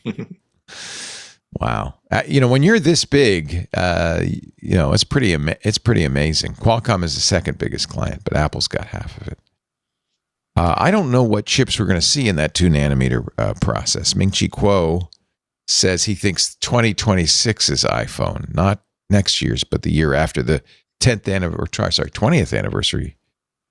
No, that won't be the 20th anniversary, will it? That's the following year. So the iPhone from, not the folding phone of next year, the iPhone from 2026 will probably have a 2-nanometer process. What does it mean? First of all, it's not really 2-nanometer. That's just kind of marketing terms. It hasn't been, those terms haven't meant anything for some time in chip production, but it does mean generally a cooler, faster chip, more transistors on the same size die. Nothing to say, guys, about that? I mean, I'll point out for those who are worried that we're going to run out of nanometers, that the next step is angstroms. They actually just go down to angstroms. Yeah. 900 angstroms. We're now resetting. Yeah, so that'll happen at some point. But you're right; it is kind of marketing. Like they did Apple's on the second 3-nanometer process, which is like 2.5 nanometer. I mean, there is that to a degree, but they want to get the impression like they're continuing to die shrink, and there are benefits to that, which there are. Like it keeps moving forward. It's kind of maybe it'd be better if they said 2-nanometer equivalent, which is 20 angstroms, by the way. But it doesn't. It used to be related to the gate length or the gate pitch of the transistor. It doesn't have anything to do with any physical element. It hasn't for a few years now, but it gives you an idea roughly of what we're talking. I mean, you do get to a point where we're on our way towards a point where we're talking about molecules. So there's only I think it's like 10 or 20 molecules per nanometer or whatever. So we're getting down to a point. They'd call it teensy weensy, but I think they feel like that would be undignified. Yeah, exactly. Hey, it's about time. France has forced Apple to patch the iPhone 12 because of the amount of RF it emits. Do you have an iPhone 12, anybody? I guess there are probably people who have iPhone 12s. Yeah, my kids have 12s. Well, but I mean, it makes sense. I mean, this rule did the guideline and finding did come a few years ago, but it took them that long to lose every last root of appeal of their argument that this is going to stifle innovation, that this is going to make the phone unsafe for its users, and was basically unfair. So it's Apple's contention, and I think people generally agree that the testing methodology the EC used was flawed. It's not standard anymore. In September 2023, France's radiation watchdog, the Agence Nationale des Fréquences, revealed the results of RF tests for the iPhone 12. They said at the time the model exceeded the country's SAR for RF exposure, their specific absorption rate. I remember going to the FCC, maybe it was 20 years ago, and looking at how the FCC tested SAR. And they had was lying down, but it was essentially a mannequin that was hollow, filled with a gel that was to simulate the density and RF transmission capability of the human body. And then they had a machine that would move the phone around, all around the perimeter of that shell. And I guess there was something inside it radiating out, and they were testing, or I don't know, maybe there's something on the other side. They were testing how much RF got through.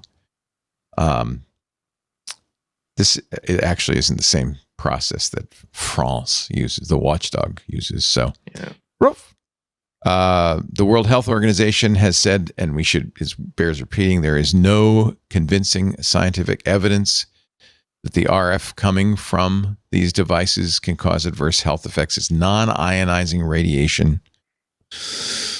However, Apple's got to do something about it. What the patch will be, I don't know. Maybe they'll turn the radio down, I guess. Turn down the power. Someone's got to figure out who's got access to the Dropbox they were using back then for the code for the iPhone 12. Apple said it doesn't agree with the approach to the test, but it wants to respect the decision of the European Commission. Apple Insider points out that your house wiring, in fact, the knob and tube wiring, old-fashioned wiring commonly found in homes in France, exposes users to more RF on a continuous basis than that France discovered momentarily from the iPhone 12. So does a toaster when it's in use. Well, the other thing is like at what kind of reception was it getting? Because the RF is completely different. If it's in a contested environment, right? So if the phone can't see very much, you'll notice because your phone suddenly your battery isn't working very well. It's because your radio just turned way up, and where you really see that is on a airplane. I was talking to a Boeing engineer who happened to be sitting next to me on one of my flights, and I said, does it really matter if we turn off our phones? Like does that really affect the controls? He goes, no. He goes, but if you were ever worried about, number one reason to turn your phone off when you fly is because it burns your battery right out. Like a 5-hour flight will knock your battery out because the radio is on. Yeah, and it's keeping the towers are going by so fast. It's trying to find keep things, scanning, right? And it can't find anything. So it's at full blast. He goes, if you have any concerns about radiation related to phones, then the plane, you want everyone to turn the phones off because all the phones are running their radios are all running at 100%. Anything that's on, anything that's not in flight mode, he goes, so if you're worried about microwaves, the plane with people that haven't gone into airplane mode is probably the most radiation you could possibly get. But you're also getting hit by cosmic particles. Exactly. It's actually pretty you're dangerous. Just being bombarded. I mean, the question is whether we should fly at all. I think mostly we should just go underground and walk. You are Did you safer know underground. that trillions of neutrinos are passing through your body every second? Every once in a while, I mention man. this and say that this is one of the primary causes of losing bits in RAM on your hard drive, and people mock me. But you can mock me all you want. Cosmic rays. Cosmic Banana rays radiation. are real. People There's talk lots of about stuff. bananas. That happens. That's right. Bananas are emitting radiation because of the potassium in them. Yeah, it's true. It's true. Not to be. I mean, look, there are issues, but I think that we also live in a world where there are people getting really upset about things that are not issues. Right. Okay. Let's see what else. Oh, I'm so excited about this. Apparently, Apple Insider has the same issues we have round about this time of the year. Apple may be readying the largest case redesign yet for the iPhone 17. Cases. Oh boy. It's the earliest thing we ever hear about an iPhone design and the last thing we hear about an iPhone design.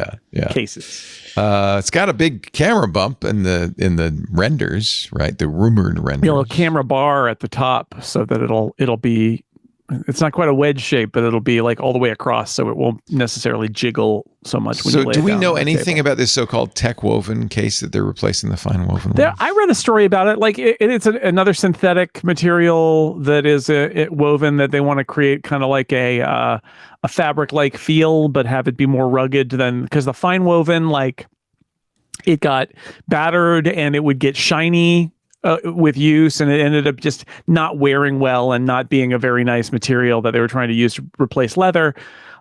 Also, I think it really just wasn't as good as leather and was being directly compared to leather, but it's an important upsell at the Apple store. Let's just be honest here. Yeah. Apple does cases because they can sell you a case when they sell you an iPhone and make more profit that way. And it's really nice to have something above the silicone case that provides a little premium feel beyond silicone. And so tech woven is supposedly a new formulation that, according to the reports, that Apple has found to be better in their testing at things like wear, and that it will therefore create, it gives them another opportunity to sell these products, wallets and cases and things like that in something other than silicone. This is always a dangerous period for me when I get a new iPhone. I don't think I will this year because I, like you, Alex, I use the Peak Design cases. Yep. Because they have this little magnetic lock and they have all sorts of and what's nice is that if you get the new case, all the old accessories continue to work. Right. So I'll be able to use the tripods and the bicycle mount and the car mount and all that stuff. But Peak Design won't have a case for a while.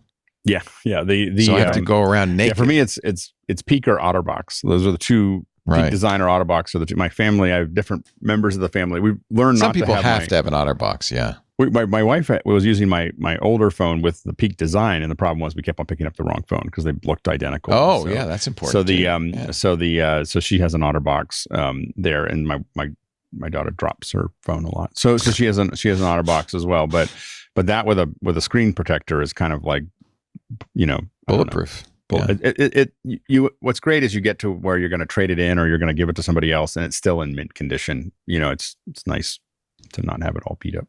Here's Majin Boo's picture of the cross strap case. Crossbody strap. This is disappointing. I thought it was going to be like a shoulder holster. Yeah. Yeah, I was trying to. This looks like a hand strap, kind of. Yeah, I was trying to. So you sling it over a shoulder or over something. I want it to be like a messenger bag kind of thing. Yeah. Also, it just looks like something that could easily be stolen. Yeah. If it's magnetic, particularly, it's like, okay. Yeah, just take it, baby. Anyway, although with the stuff that's built into the phone, it depends on how you manage it, but only stupid people steal iPhones, but there are stupid people in the world. I'm sad to say, and many of them have just taken to a life of crime. Finding it difficult to make a living otherwise. Well, again, realize that the Apple made it really, really hard for people to steal a phone and then sell it on Facebook Marketplace or eBay as a working thing. But the people who steal these things know that they eventually that will be bundled together with 50 stolen phones and sent to China and be parted out. So there's money in it. Right. Although even now you can't use the parts because they're locked. Which is, Apple's really gone the extra mile to make these things not Some valuable. of these factories have ways. They have ways. One of them is to text you a message saying, I have your phone and all the information on it, and if you don't remove it from Find My, I'm going to release it to the public. Do not fall for that. I love this. I should make it a pick of the week, but I'm desperate for stories, so I'm going to do it here. The Ada. Before there is a Vision Pro news that from Ming Chi. Oh, wait a minute. Hold on. It's I just edited to the dump. This just in. It's time for the Vision Pro segment. It's time to talk the Vision Pro news. Breaking news. Andy Anatko in the Breaking News Bureau. Yes, noted analyst Ming-Chi Kuo reported in his newsletter today, as part of not as a breaking story, but as a bunch of roundups, updates to his ideas and thoughts about the Vision Pro Air. He's saying the Vision Air is going to be half the weight of the current model, about half the price, and will be coming out in 2027. Well, that's not exactly breaking, is it? Well, I mean, it's new. It's We don't have breaking that we know it's not we breaking. need to. It's like when we have that language Duolingo app. We can't break our streak of being able to report on Vision Pro news. And also, what else are we going to be talking about today? Luggage, this is good. fashion. I know, clothing. This is good. Like I remember when Mark Gurman reported about this, and it was at once good news and also sort of like the most obvious thing you could probably. It was like he was like, Apple is working on one that will be cheaper and lighter. It's like, yeah. I mean, like, because I think the Vision Pro has, the problems with the Vision Pro are there's not quite enough stuff to do on it, which is partially because nobody has bought it, which is, it is what it is. But like one of the reasons nobody has bought it is it costs too much money and it's also too heavy when you put it on. And so 40% lighter, and I would argue more importantly, less than half the price.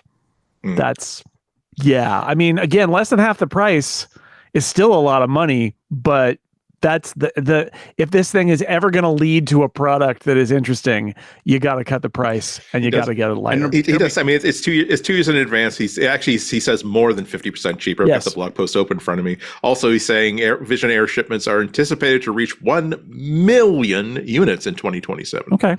Well, we know they sold 500,000, right, of the first. It was like 400,000. Below 400,000, they're saying. Okay. Or he says. Versus existing models with shipments below 400,000 units. But like that was limited by their how many they could make, the screens. Well, exactly. The Sony displays, they can't get as many of them, and they said that from the outset that there's going to be a limit to low 100,000s of how much we can physically make. But that'll be kind of a test in a couple of years that what if we make it competitive with headsets from Samsung and headsets from Meta, at least the high end of those things? Are you still like completely put off by this? I mean, 2027. Either the category I think is going to be completely dead in favor of something that's more wearable and lighter and just simply smart lenses, or it's going to be, okay, yes, you've removed the roadblock, and also Apple, can you take 2 years to figure out how to make this justify its expense a little bit more as a productivity device, as a utility device, as a capture device?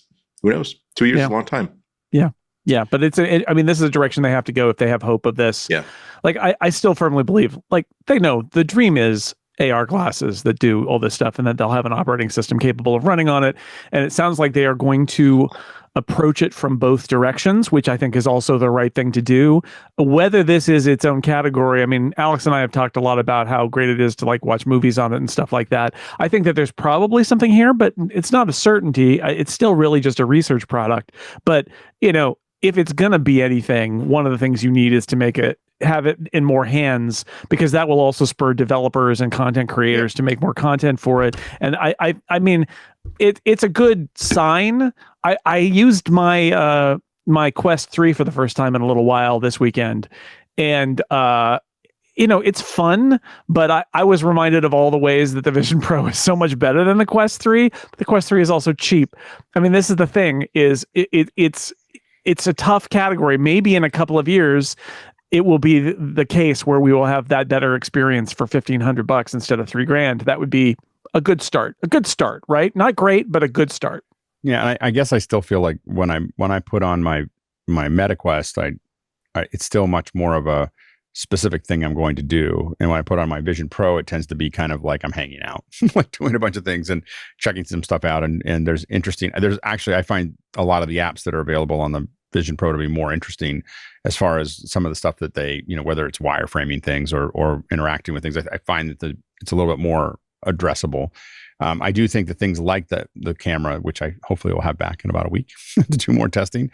The immersive camera, I think, really makes a huge difference in people being able to generate that content. And I think that we're at the very beginning of that. So, but I do, if they're able to maintain the video quality and the visual quality on something that's lighter and cheaper, I think that's going to make a huge difference. I don't think that they can go backwards, in that area, but I think that they can find ways to do, again, with a slightly faster chip, being able to process it. I do think that the next version of the bigger version of the Vision Pro that we have right now will probably move the frame rate up a little bit and move the resolution up a little bit, is my guess. And that's going to, again, set this pretty high level. And you can see the difference. I now have the opportunity to see video in a MetaQuest that I actually shot, and watching the difference between what it looks like on the MetaQuest and on the Apple Vision Pro. It's not the same. so you're definitely, it definitely costs a lot less, but it is a lot less, than what the Vision Pro provides. And so I think that's the challenge, is how do you maintain that differentiating. Now, I've heard people put on the MetaQuest's, Meta's new headset that's $10,000 a unit or whatever, and it's so heavy you have to hold it up to your eyes. So the weight is not so I haven't gotten to see it myself, but I've heard it's a pretty heavy device to put on, and it sounds like it's spectacular. Like it is a spectacular piece of hardware. So it'll be interesting to see where Meta gets to from a price and weight perspective. Right now, it's way too expensive and way too heavy. They're going to announce this at Meta Connect next Wednesday, right? This is at least the rumor. I don't know what they're going to announce, but yeah, I've heard that I think we're going to stream that right after Intelligent Machines. So that's another thing you can watch at the Club Twit Disco. Yeah, and so it'll be interesting, and it'll be interesting to see where we go with immersive versus where we go with spatial. I think there's going to be there'll be a lot of spatial stuff that Meta's doing as well as more immersive video. So it'll be interesting to see what Connect has and where they're going as well. I don't want to give short shrift to the Vision Pro segment. So is there anything else to talk about? New beautiful visual backgrounds, new wonderful content from the Ursa cameras. I would say that there's new betas out today, and I haven't had a chance to check it out on the Vision Pro. I think one of the interesting things is that Jupyter environment is still not shipped in a beta. I wonder what's going on with that. But I'm looking forward to seeing that. Those are developer betas, right? There's no public beta for Vision OS. 1 week away at all. That's a little surprising that it's just 1 week before general release. So I wonder what's in that update. Yeah. It's fresh, so we don't know yet. Everything got updated, right? Yeah, I think so. Yeah, makes me think that maybe Jupyter is going to be a 0.1 release for Vision Pro, and that's fine. Whatever, it's okay. I would say again, if you've got a Vision Pro and you're not on the developer beta, what are you doing? Because it is a developer. The whole point of it is that you're on the cutting edge. So you should just get on it. Get on that edge right now. And that's, I tried, your Vision Pro segment. Now you see, now you know, we're done talking the Vision Pro. We need the disco version of that song for the Club Twit Disco. See, if nothing else, we get to keep our liquor license so long as we keep doing the Vision Pro segment. If you want to stop doing those smokers every Thursday night, hey, let's stop doing this. But fast VLM web GPU, which Apple released their model for multimodal model optimized for in-browser inference, released a few months ago, is now up on Hugging Spaces. In fact, I'm going to turn it on right now. Oh, web GPU not available in this browser. Oh, I have to use Safari, of course. That's silly of me. But you can run this in the browser. And what did it do? Anybody know? Caption your videos. Yeah, caption videos. Like, what's the emotion? Basically, the usual stuff from like 2 years ago, where create live captions, identify people, what are their expressions, that sort of stuff. Yeah. But have you played with it? No, I don't. It's on Hugging Face. I haven't tried it yet. Yeah, and I'm also barely a Hugging Face user, so I'm probably not qualified to check it out. I guess if I open Safari, I could probably get it going here. Let's see. Lightning fast captioning model right from your browser. All right. Allow Hugging Face to use my camera. Oh, it says it's not available in this browser either. Well, okay. Whose browser is it? Probably Chrome, right? No, it's Apple. It should be Safari. You need Try the future Mosaic. browser. That's it. Start at the bottom and then work your way up. You'll hit it eventually. One of these days, I swear. Apple has released a new AI chatbot to help retail employees sell iPhones. This seems like a bad idea. This is from a 9 to 5 Mac. Yeah, it's a new feature in the existing employee app that basically now the employees to ask, hey, if I Its name is Asa. Like if a customer comes in like next week or the week after saying, hey, I'm using T-Mobile, I want to buy the new Air, can I use this on an eSIM, or will I have to like get a new account? And That's the useful. chatbot will tell it. Yeah, exactly. It's basically live training, so to speak, through the AI. Yeah. I can't see. I mean, this is not the first. They also have a chatbot with. I think it was. They also have a chatbot that does some like online stuff that's customer facing, but it's not the same sort of thing. I wonder if they're not, given that I wonder if this isn't an opportunity for them to dog food some of their own AI technology by making it only available to their own employees to get feedback on how it's used, to get training data on interactions with its own employees. It might be, and I don't think there's been any reports on exactly what model it's using. For all we know, it's not even using the Apple AI model. But I'm keen to see exactly what Apple's doing to get as much experience into these Apple Intelligence models as they possibly can before they try to ship anything with it. Yeah. You're watching MacBreak Weekly. Andy Anako is with us. Jason Snell from sixcolors.com and many podcasts. Of course, he's also a regular at Macworld magazine.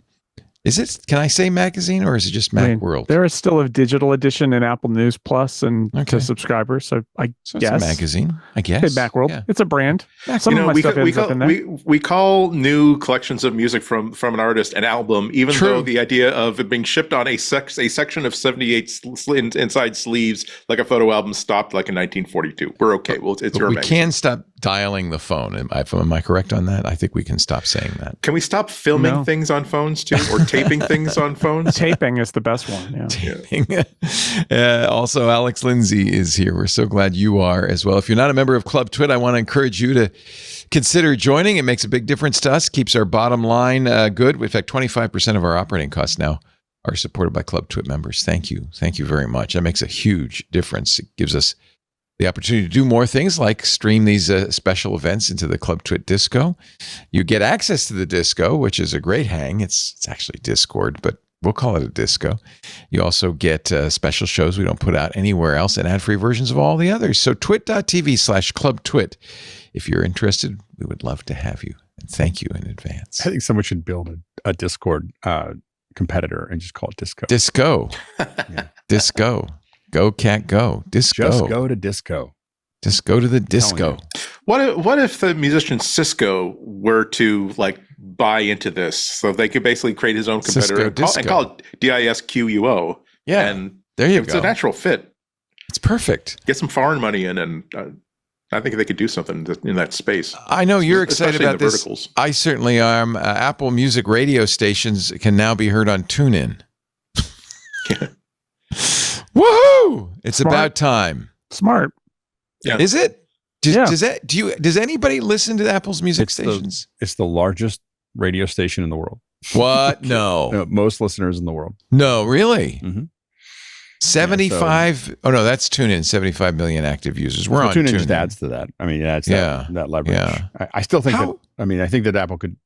The problem that Apple has. I mean, they have like whatever, it's six channels or 6 things or something like that they're playing like this. But but Apple One, I think, is the one that is like the. It had 3 more last year's to make a total of 6. Yeah, and so, but so this will add potentially a lot more listeners. They already have a fair number. I do think that there's such an opportunity for someone, whether it's Spotify or Apple Music, to empower people to build their own stations that are using the songs and playing them out and giving the artist the royalties, but allowing people to Isn't that Pandora? Isn't that what Pandora? That was the whole idea. There's a contextual piece that I think people would enjoy of someone actually DJing or talking about things or doing interviews, doing things that are outside of music. I think that one of these services, now I'm saying this as someone who knows a lot of people who own radio stations, knowing that if if either Spotify or Apple did this, we'd be like, you could set the time on how long other radio stations will survive. But the idea of being able to have all the other stuff that you have in a radio station, but then also have the songs themselves but the idea is that they're all played out or all ID'd one way or the other, so that the artists get the money for. Why for that do process. people listen to Apple Radio? I think it's because I'm saying this. I know a lot of people. I mean, I know that the numbers are really big. I don't know why someone does that. There's interviews. There's more conversation. Again, these contextual things. They do a lot of promotion. They've got artist takeovers and so they've got the traditional radio stuff. DJs, I have to admit that for me, I mean, mostly I play. My number one way of using Apple Music is I play one song that I like, and then I let the autoplay pick take the over. rest. You just tell me, I just want more songs like this song. And then I favorite the ones, or I have a playlist in my Apple Music called New to Me, and it's just like I just save things to it all the time. Like, oh, I like that. I'm going to put that in there for a little while and see if I continue to like it over time. Yeah, and so or I favorite it or whatever. But that's so I don't really listen to that radio area, but mostly because I don't. The hard part for radio is that you can't just have anybody DJ a radio station. Someone has to have a lot of experience. By the time most of us got to be on a radio station that had any size, we had done hundreds and hundreds of shows. And I think that the hard part is most people get on and want to do something. Right. And really it's not good. To. Yeah. It takes longer than you think it will take it. Yeah. To do it. I mean, everybody thinks they can do a backflip until they try. All right. Well, maybe I'll have to. So there's the number one music radio. There's hits. There's country. There's Música Uno, which I presume is Spanish language. There's club and there's chill. But it's all artists I never heard of because I'm not hip and with it. I guess that's why you would listen, right? Is to discover new stuff. It's for the kids. Yeah. I'm surprised kids are listening to radio, be honest with you. I think, again, it's something that you can just turn on and leave on. You don't have to think about it. It's just going to keep playing. And someone's curating it for you. And I know that the guys in my warehouse in Pixelcore, our warehouse, the guys listen to it all the time. They did. Yeah. So, but I never got it. I never understood. Yeah. And we both worked in radio for years. Yeah. just shows you. I think the one, by the way, that I listen to the most, if I'm listening to radio, is Radio Garden. I don't know if people. Yeah, I love Radio Garden because you can hear all over the world. So I like to listen to it there, where I can listen to a station in Zimbabwe or Rwanda or Tanzania or whatever. You click a world map. Yeah, it's like I'm there. Yeah, like you're like listening to it, and the commercials and the DJs and everything else is all something I want as part of it. I don't want just Zimbabwean music. I want to listen to a Zimbabwean radio station. Yeah, Radio Garden's very cool. Yeah, but that's because there are still radio stations in the world, quite a few, which also surprises me. I don't. If I could get a license, I would definitely do one here, but I would do it all local. The main thing is that local artists. The big thing with radio stations is that you want to be hyper local with the radio station, but the problem with it is almost nobody. A lot of people don't have receivers anymore, so you want to be able to stream it. And the issue is that if you want to stream music in the United States, it is so expensive to be a streaming music platform. The royalties are just out of the not usable. Do you think you think that the rest of the world is cheaper? Well, no. If you have a radio station license, even in the United States, you don't pay for that. Like you pay, you don't pay the streaming penalty. So you have to have a license. So it's there so that radio stations can just put they're not paying extra past the BMI and ASCAP that they're already paying. Yeah, there's a rights clearance system, and they pay a fee, and we used to have to take logs periodically of what we were playing, so they would try to charge, the radio station and allocate it appropriately. You owe us $340 for this quarter. Yeah. But it's intentionally cheap because there used to be this concept that, you got to get radio airplay if you want to sell any records. But that seems pretty old-fashioned. Oh, yeah. Most record companies, I think, mostly want to know how many YouTube followers you have. Yeah. Or TikTok followers or Instagram followers. Although it's really interesting that the bands make choices now. You look at small bands and they'll have 4,000 or 2,000 people on YouTube, but they'll have 200,000 followers on Instagram. Instagram is kind of the big one now. I just wish KFAT were still streaming, because I would listen to KFAT. That was a radio station. It was only 8 years in existence. I don't. It was Steve Wozniak's favorite. In fact, Wozniak said that's why he did the US Festival, because he loved listening to K-Fat, and he wanted to do something like that. They went off the air in 1983. It was pretty funky. Oh, there's K-Pig still around. K-Pig, which is a streaming station in the K-Fat tradition. All right. That's good news. Fat has gone to the pig. Let's see. What else? Oh, I was going to talk about this I love Adafruit. We all love Adafruit. Oh, yeah, right? yeah. I was going to talk about this new Adafruit product that basically it's the smallest, cheapest Raspberry Pi, but it's more than adequate to run the old Mac OS. They call it Adafruit Jam. Nicely named. It's an RP2350, which is it's a very small Raspberry Pi with an ESP32 chip in it. And you can boot up. I mean, I guess you'd have to get the ROMs from somewhere. Yeah, I subscribe to their YouTube channel, and so they do like regular like vlogs on stuff that they're kind of developing. And we're not talking about, oh well, we bought this stuff from China and now we're writing drivers for it. No, they're talking about like actually doing chip design and actually doing component design. And from the very beginning, Lady Ada was talking about her progress, was showing off her progress on getting, I think, the UMac, like open source Mac emulator running on this. And it's like, wait, we got here's a game, like, oh wow, now we've got sound, so here's Dark Castle running on it, and this is like months ago. And the fact that like this is why we love Adafruit and we love like Lady Ada. It's like the fact that let's not just like get a Mac emulator running on this just as a sort of, hey, what a fun rainy day concept, but I want to see how quickly we can get this done and how well we can get this done. It's very cool. And the fact that you can, on a Raspberry Pi Pico, which is a very inexpensive processor, what is it? Yeah. It's not very expensive. Run what was essentially a $2,500 computer. Yeah. I mean, back in 1984, it's like $6,000. Yeah, I mean, that's the Apple IIe, I think, was $6,000 in today's dollars. It's amazing. Unfortunately, the Mini Jam is sold out, but $40 for the whole thing. And then they have instructions on how to get the emulator. Yeah, that's one of the things about you can buy things cheaply off of Amazon where they get them from China, where they are just like little like mini controllers. But the thing is, when you buy it from Adafruit, like they will give you like all the resources you need to actually make this work, as well as like packages of stuff that will make it work. And so I've never had any problems. But oftentimes, like my eyes are bigger than my intellectual capacity for engineering. I will order something because, oh wow, here's this little controller, this little component, and I will not get it to work, or will just sit there because I don't know what to do with it. But when I buy something from Adafruit, it's like I know what the first 3 weeks of this is going to be, and if things work well, I will know what I will do with it for the next year after what I've learned for the first 3 weeks, thanks to the kickstart that Adafruit gave me. Very cool. Very cool. Let's see. Anything else? I feel like congratulations to Andy Carluccio. That's what we have to tell everybody.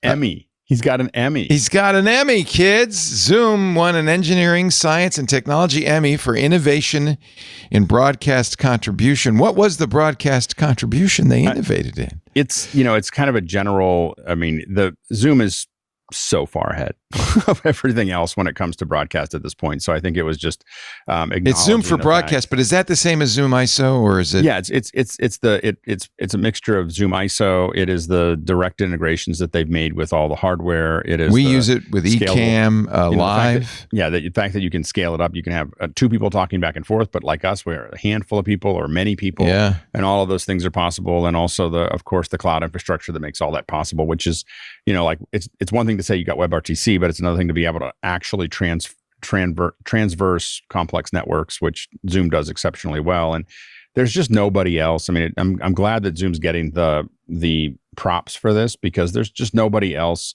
that feels like they're even trying, like that to make broadcast actually usable. So being able to have a 1080p stream with more than 2 people, which is something Teams doesn't do. Teams will say we're 1080p, but they're 1080p for 2 people. As soon as you put 3 people in at 720, being able to have all these, and the ISO tools is something we use every single day. So we're using, I think here. But we use the raw ISO, but of course it's been integrated with all these other pieces of hardware and software, and just having a focus in that, and then also all the Zoom OSC / and now the new broadcast toolkit. These are all things that you actually have a team that's paying attention to it. So I'm glad they're getting the props that they deserve, because they put, it's an incredible team that's put an incredible amount of work into the process. Andy Carluccio, who of course wrote Zoom ISO, was originally was independent, acquired by Zoom. He's now the head of client innovation, and his Emmy is on his way. That's good. I picture somewhere of like the now office hours is got $100,000 of hardware that runs everything, and it's got all this stuff going back and forth, and all that engine was a pile of little Blackmagic hardware in an office in 090's office with Andy and Jonathan, figuring out how this would actually work using, Isadora and all these other bits and pieces. And, that was when they were liminal. And so we've kind of grown up, with a lot of those tools. Oh shoot! I just realized this is your pick of the week. I apologize. I didn't mean to steal. I'll find another pick. Find another pick. I can do that. I apologize. So, yeah. No, not at all. I put it in going, well, if we don't talk about it, I'm going to talk about it there. Yeah. But it's now I've used both of them because you also had Radio Garden, so it's all over now. I don't know what to do. I got a long ticker. Oh, good. Yeah. There. Okay. He's got a queue of things to pick.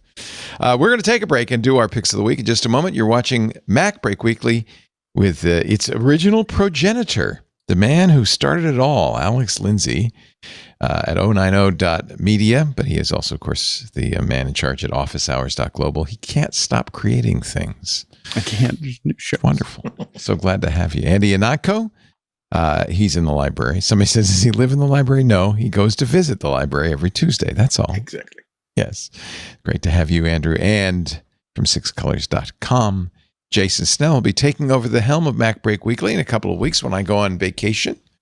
Thank you for doing that. You'll be out of the pocket next week, but Micah Sargent will be filling in for because we're going to be covering the Apple event and then doing MacBreak Weekly immediately after. Micah will be with us for both. And then you're going to be going to Memphis.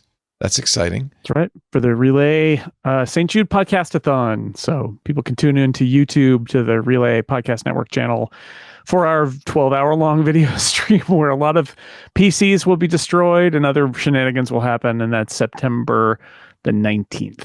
How fun. And then I'll be going out. I'm very excited. I've got my pith helmet on the ready because I'm going to be sailing up the Mississippi, seeking the source of the ancient river, and if I get to the top, I'll let you know. But it's kind of an open-ended trip. I'm going to go all the way until I find the source of the Mississippi in my pith helmet. We will be back with our picks of the week in moments. All right, on we go with the show. Jason, I'll give Alex some time, although you have immediately pasted in a pick. So I have a note stock. I have a note stock of like all the things that need to be picked. So it's just a matter of going down to the next one. I'll start with this one, which is via John Gruber, who mentioned that somebody named Nick R. Donated a vintage Mac programming library to someone who has scanned it all in at vintageapple.com. And if you want to go back and understand Apple Basic from 1983 or Macintosh Basic, which was never released, by the way, in 1984, if you want to learn about the earliest days of the Macintosh, what a great resource this is. They're all PDFs you can download. I love going through old computer stuff like this. In fact, I have the Macintosh, the original Macintosh Bible, which Apple published.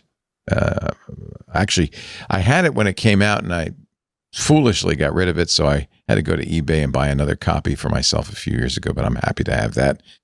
Man, it was so much fun. The MPW, Macintosh Programmers Workshop Manual, is in here, which was the best way to write assembly language. In fact, I kind of think if I still could use MPW, I might still be programming for the Macintosh, because that was just a pleasure to use. Pascal. I thought it was funny. I thought it was funny to see all the entries for Mac Basic, which was like one of the famous, which never was released. It was part of the big buildup. It was part of the we've got Microsoft is doing a version of Basic, and apparently they gave advanced code to like people who write these books. And then was it Apple or Microsoft said, yeah, we don't want to ship that. Microsoft said to Apple, you best not. We have a Basic, and we don't want to have to sue you. It was a beautiful, now all the PDFs that I just downloaded are opening. It was a beautiful version of Basic, and I know that because I ran a Macintosh bulletin board system around about 1985, and somebody slipped a copy of the Macintosh Basic over the transom to me, and I offered it for download on the bulletin board. That was probably the best thing on the MacQ bulletin board, is you could download that and use it, and it was a beautiful Basic. It was very modern, gorgeous UI, really simple to do. Let me scroll down and see if there's some. This is Scott Kamen's book about it. If they have some screenshots, but this was really advanced for this period of time.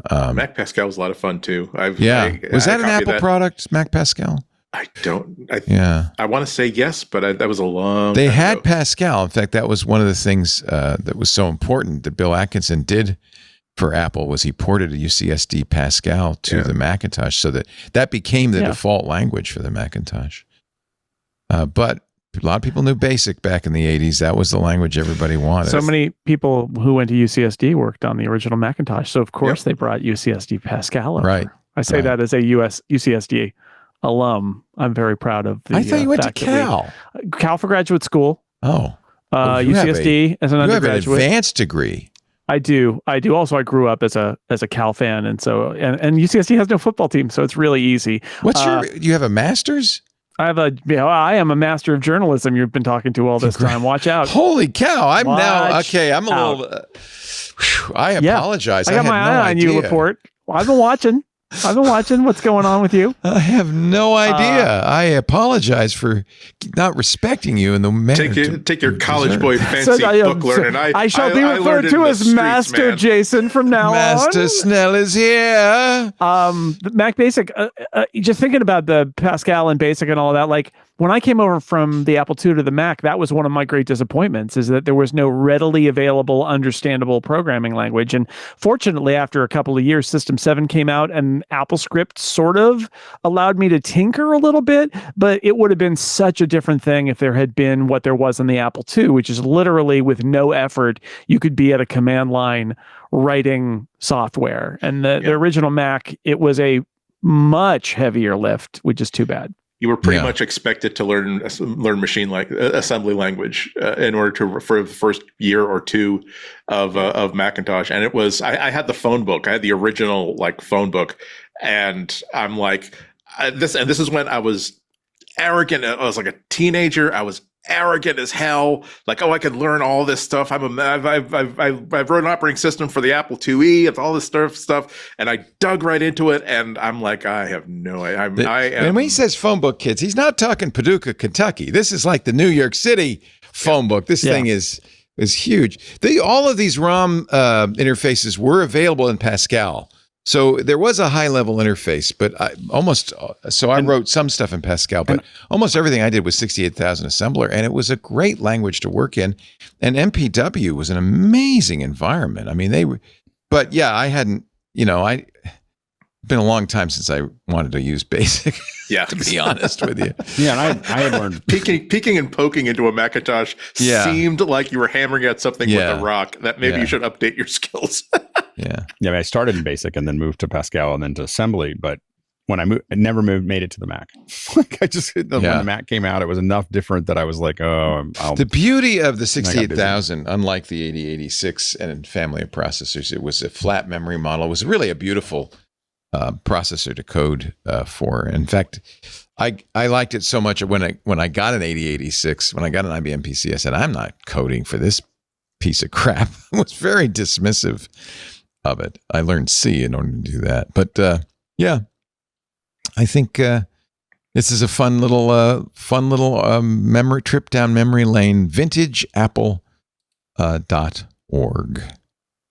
And thank Very you, nice. John Gruber, for passing that along. Jason Snell, your pick of the week. I'm going to go with a twofer because the first one is back ordered right now, so it's not available. But we were talking about MagSafe earlier, and I told Alex that I had this. So my first pick is from Nomad Goods. It is the Nomad Leather Mag Wallet. So it is a replacement for what I used to have, which is the MagSafe wallet. Apple doesn't make it in leather anymore, but it comes in leather now for MagSafe devices. But the big story about it, the way Apple's current MagSafe supports Find My is that it remembers where it dropped off your phone. Like when it loses contact with your phone, it's like, this is where that happened. This thing is real Find My. So you can not only does it have real Find My, which I think is impressive, and it's a very nice MagSafe wallet. It's got a little notch on the bottom, so it's easier to push the cards out. On Apple's, you have to kind of go from the back and try to get your thumb to have enough friction to push them up. This is a much easier thing to do. But the most clever thing about it all is it's official Find My, which means that it's got a battery inside of it. And how do you charge that battery? And the answer is you lay this down on your MagSafe charger, and it charges it back up. Every few months you do that, and then it keeps on going. So Nomad, back ordered on this right now, comes in a couple different colors, but it's MagSafe, which means it'll probably continue to work with future iPhones. I hope that's the case. Also, though, I will give you a two for another Nomad product that I'm really happy about. And if you're somebody who likes your Apple Watch and is sort of like, the current Apple bands the Apple cycles through bands. Sometimes the bands are boring and sometimes they're interesting, and maybe you missed a chance at a band or a color you liked or whatever. I have been wearing for the last few months the Nomad Sport Band for Apple Watch, which looks a lot like the regular Apple Sport Band, but comes in a bunch of fun colors, including orange, which is what I've got here. Baseball season, got my San Francisco Giants orange and black going on. Really nice band, great material, has a little bit of a different look. So if you're a fan of Apple Watch bands and you want to try something a little bit different, I've been really happy with the Nomad band. So there's a couple Nomad. I'm not being compensated by Nomad for these two product recommendations, but I like them both. They're really nice. I've had a ton of Nomad cases and bands. In fact, I think I have the titanium. Yeah. Band, which I really like on the Ultra. It's really they're not gorgeous. cheap. These aren't like the cheap bands you buy on Amazon. They're pricey, but they're very good, and it provides a really nice alternative to, because sometimes the Apple stuff is good, but sometimes you want something a little different. Or like I said, for me, it was also like I really liked this orange. I thought that would be fun, and it's been a while since there's been a good orange band from Apple, so I went with Nomad. Looks like a lot of them are back ordered. I wonder if it's because they're expecting new products. I do wonder if that's the case. But I really like that. The wallet has been a real find. So I have Peak Designs MagSafe wallet, but I think does not have Find My in the wallet. The iPhone knows when the wallet's been detached and remembers the last place it was attached, but that's it. It's not the same. Yeah, okay. It's the one place I use Tile because I have a Tile in the wallet, physically in the wallet. Enough time. Look how fat that thing is. Yeah. It's I know. So this is nice. It's basically more or less the thickness of Apple's, maybe a little bit thicker, but mostly not. Fit what I have in this one. Yeah, this one fits 3 cards basically. Yeah, but it will give you your Find My. So if it drops anywhere, you will be able to find it. Yeah, instead of just knowing the last place you saw it, which is not much use. Yeah. Andy Notco, pick of the week. Those of us who are a fan of the world of the movie War Games with Matthew Broderick, love the final scene in which the computer is figuring out what global thermonuclear war is going to look like, played out on the world perspective, and you see basically this huge NORAD digital map in which missiles are landing and you see these circles expanding all over the world as cities are targeted and obliterated, and thought, I wish that I could have that on my desktop without having to live through such a thing.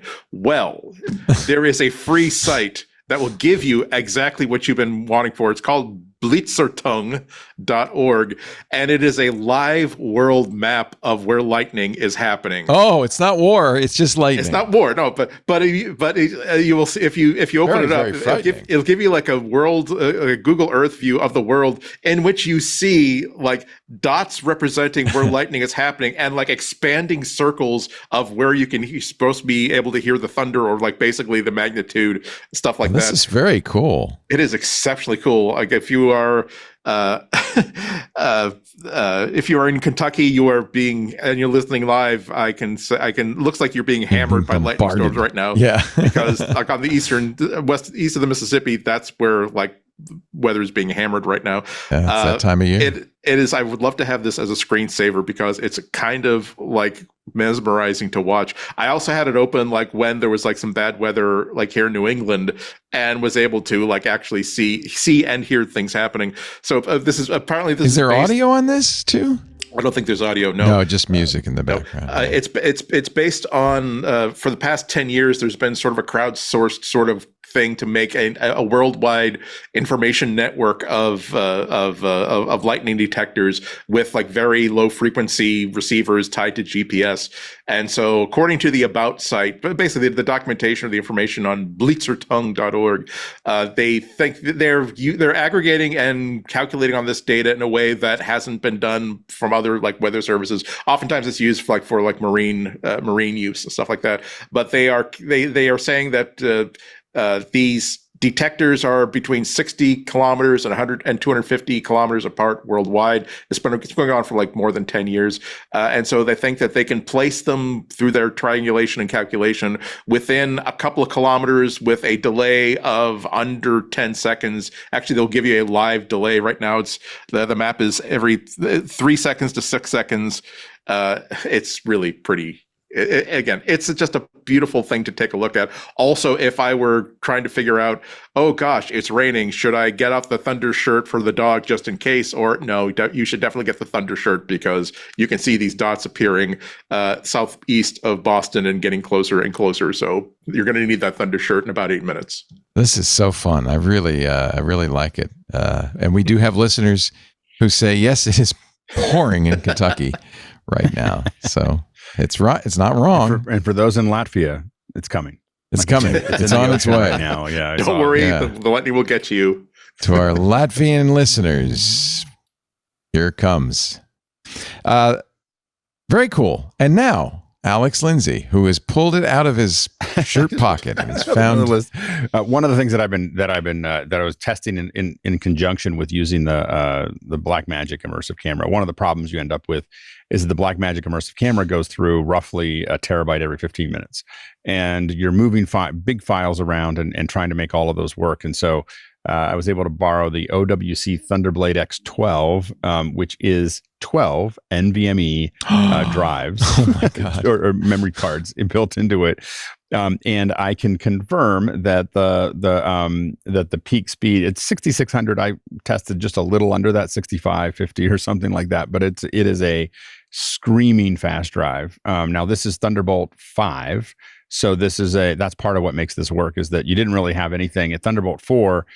You weren't going to get over 5 gigs per second was the maximum, and there was going to be some headroom, and we never saw anything above 25 to 3 gig, 2.5 to 3 gigabytes per second. So this is not gigabits. This is 6.5 gigabytes a second.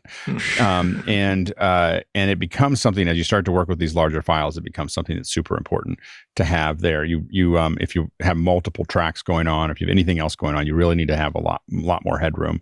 So it adds up quickly. And so this is one of the first drives out there that's Thunderbolt 5 and running at these kind of speeds. It's not the most cost-effective way to store files, but if you're dealing with a lot of large files, in both the immersive camera as well as some of the 12K stuff that I've shot with Blackmagic, we run into the ceiling where the drive isn't fast enough to play all the tracks. No matter what we do, it's drive speed problem. So we're this is what solves that. so anyway. Yeah. Are you using the soft RAID that comes with it, or are you using Apple's RAID for it? Apple, it just opened. The funny thing is that the soft RAID is there, but I just plugged it in and it worked. I don't like installing a third-party kernel plugin. So, and Apple does support RAID. It's just not as. It's not. I don't think it does RAID 5. Yeah. I mean, it's limited. To be fair to SoftRaid, because I use SoftRaid, the SoftRaid kernel, it is a third-party kernel plugin. It's in the OS. It's like Apple puts it in there. It actually comes rides, with it. It rides along. Yeah, that was part of the security issue, was in order to enable this sort of stuff. If you update SoftRaid to a new version, and you wonder why the driver is still the old version, the answer is update your OS, and then it will be the new version, because it rides along with the OS. Yeah. Okay. So there's nothing. So when you plug this drive in, even though it's got SoftRaid installed, that you might need to use it for some computers. With the Mac, I mean, if you want to do anything that you want to configure it, but I'm not using a 5. This isn't deep storage. You want speed. I need speed, and I need all the space. So using striping. It can use. Yeah. So it's just. So I didn't have to do anything. When you plug it in, it was like, here you go, 24. It's just formatted as 24 terabytes. Apple as a single volume. Yeah, Apple supports that.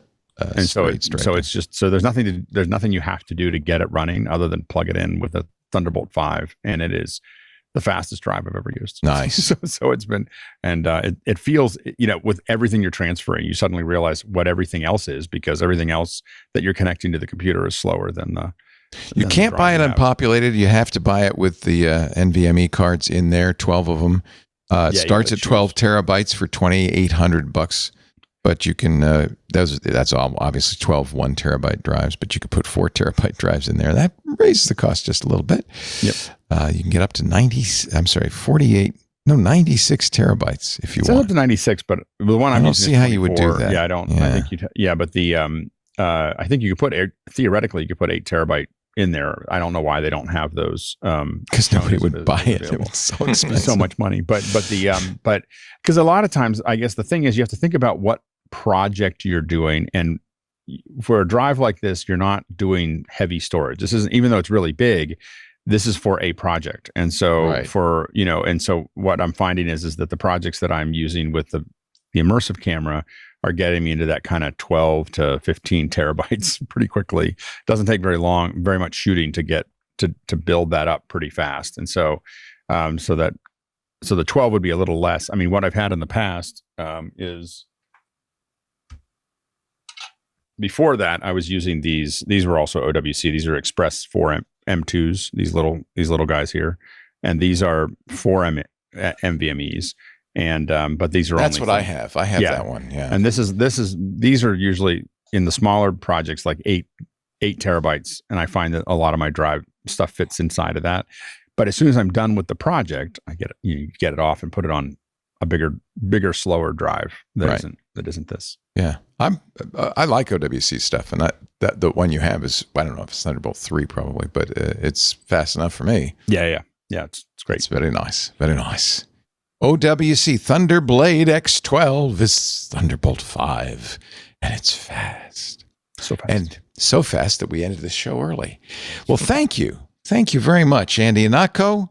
So great to see you. Join us again next week. We'll have something to talk about for a change. I believe we will. Very exciting. You'll be here, Alex Lindsay. You'll be here next week. Yes. Yes. I'll jump right out of after the office hours, after hours. Yes. You have two choices. If you want to watch the keynote with me and Micah, you can do that in our Club Twit Disco. Otherwise, you watch it on your own, but you can comment and talk with the office hours. Ours is really Mystery Science Theater with a whole bunch of people, so it annoys some people a lot.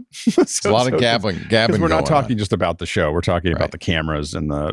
And you can't. You're not streaming the show. You just stream yourselves and let everybody else figure out. Yeah. We just jump into Zoom. If you're we have a thing called After Hours. It's open 24/7, and so we just jump in there and talk about it. Nice. officehours.global for more information. And Jason Snell, my friend. Find out about Jason's podcasts, including Upgrade at sixcolors.com/Jason. Yep. You listen to The Draft. I will miss you, my friend. Have a great Yes. time wherever you're going next week, and Yes, an even better time in Memphis. We shall see, and you have a good time on your river cruise. And yes, I'll try hard not to ruin the podcast while you're gone. No, you won't. You'll make it better, and I know that's the fact, my friends. Thank you, Jason. Thank you, Andy. Thank you, Alex, and of course, thanks to all of you, especially our Club Twit members, for making this show possible. We do MacBreak Weekly every Tuesday. 11 a.m. Pacific, 2 p.m. Eastern, 1800 UTC. We stream it live on 8 different platforms, not just the disco. And by the way, it's not the front room in the disco, it's in the back. So when you come to the Club to Disco, go. There's With no Liza champagne. and Andy Warhol and It's in the champagne room, but there's no champagne in the champagne room unless you bring it. If you bring it, that's fine. Wait a minute, I forgot. There's other places you can watch even if you're not in the club. There's YouTube, Twitch, TikTok, X.com, Facebook, LinkedIn, and Kick. We stream live on all 7 of those platforms. And again, 11 a.m. Pacific on a Tuesday. So watch it live if you want, but if you don't want to, of course, it's easy to download audio or video from our website, twit.tv/MBW. There's a YouTube channel dedicated to the video, great way to share clips with other friends and family. And if you really care about the show, you really ought to subscribe to it. That way you get it automatically every Tuesday. Find your favorite podcast client and subscribe and leave us a 5-star review while you're at it. That sure would help. Thank you, everybody. We'll see you next week. And as I have said now, for almost 20 years, we're going to have our 20th anniversary soon. You got to get back to work now because break time is over. See you next week. No matter how much spare time you have, twit.tv has the perfect tech news format for your schedule. Stay up to date with everything happening in tech and get tech news your way with twit.tv. Start your week with This Week in Tech for an in-depth, comprehensive dive into the top stories every week. And for a midweek boost, Tech News Weekly brings you concise, quick updates with the journalists breaking the news. Whether you need just the nuts and bolts or want the full analysis, stay informed with twit.tv's perfect pairing of tech news programs.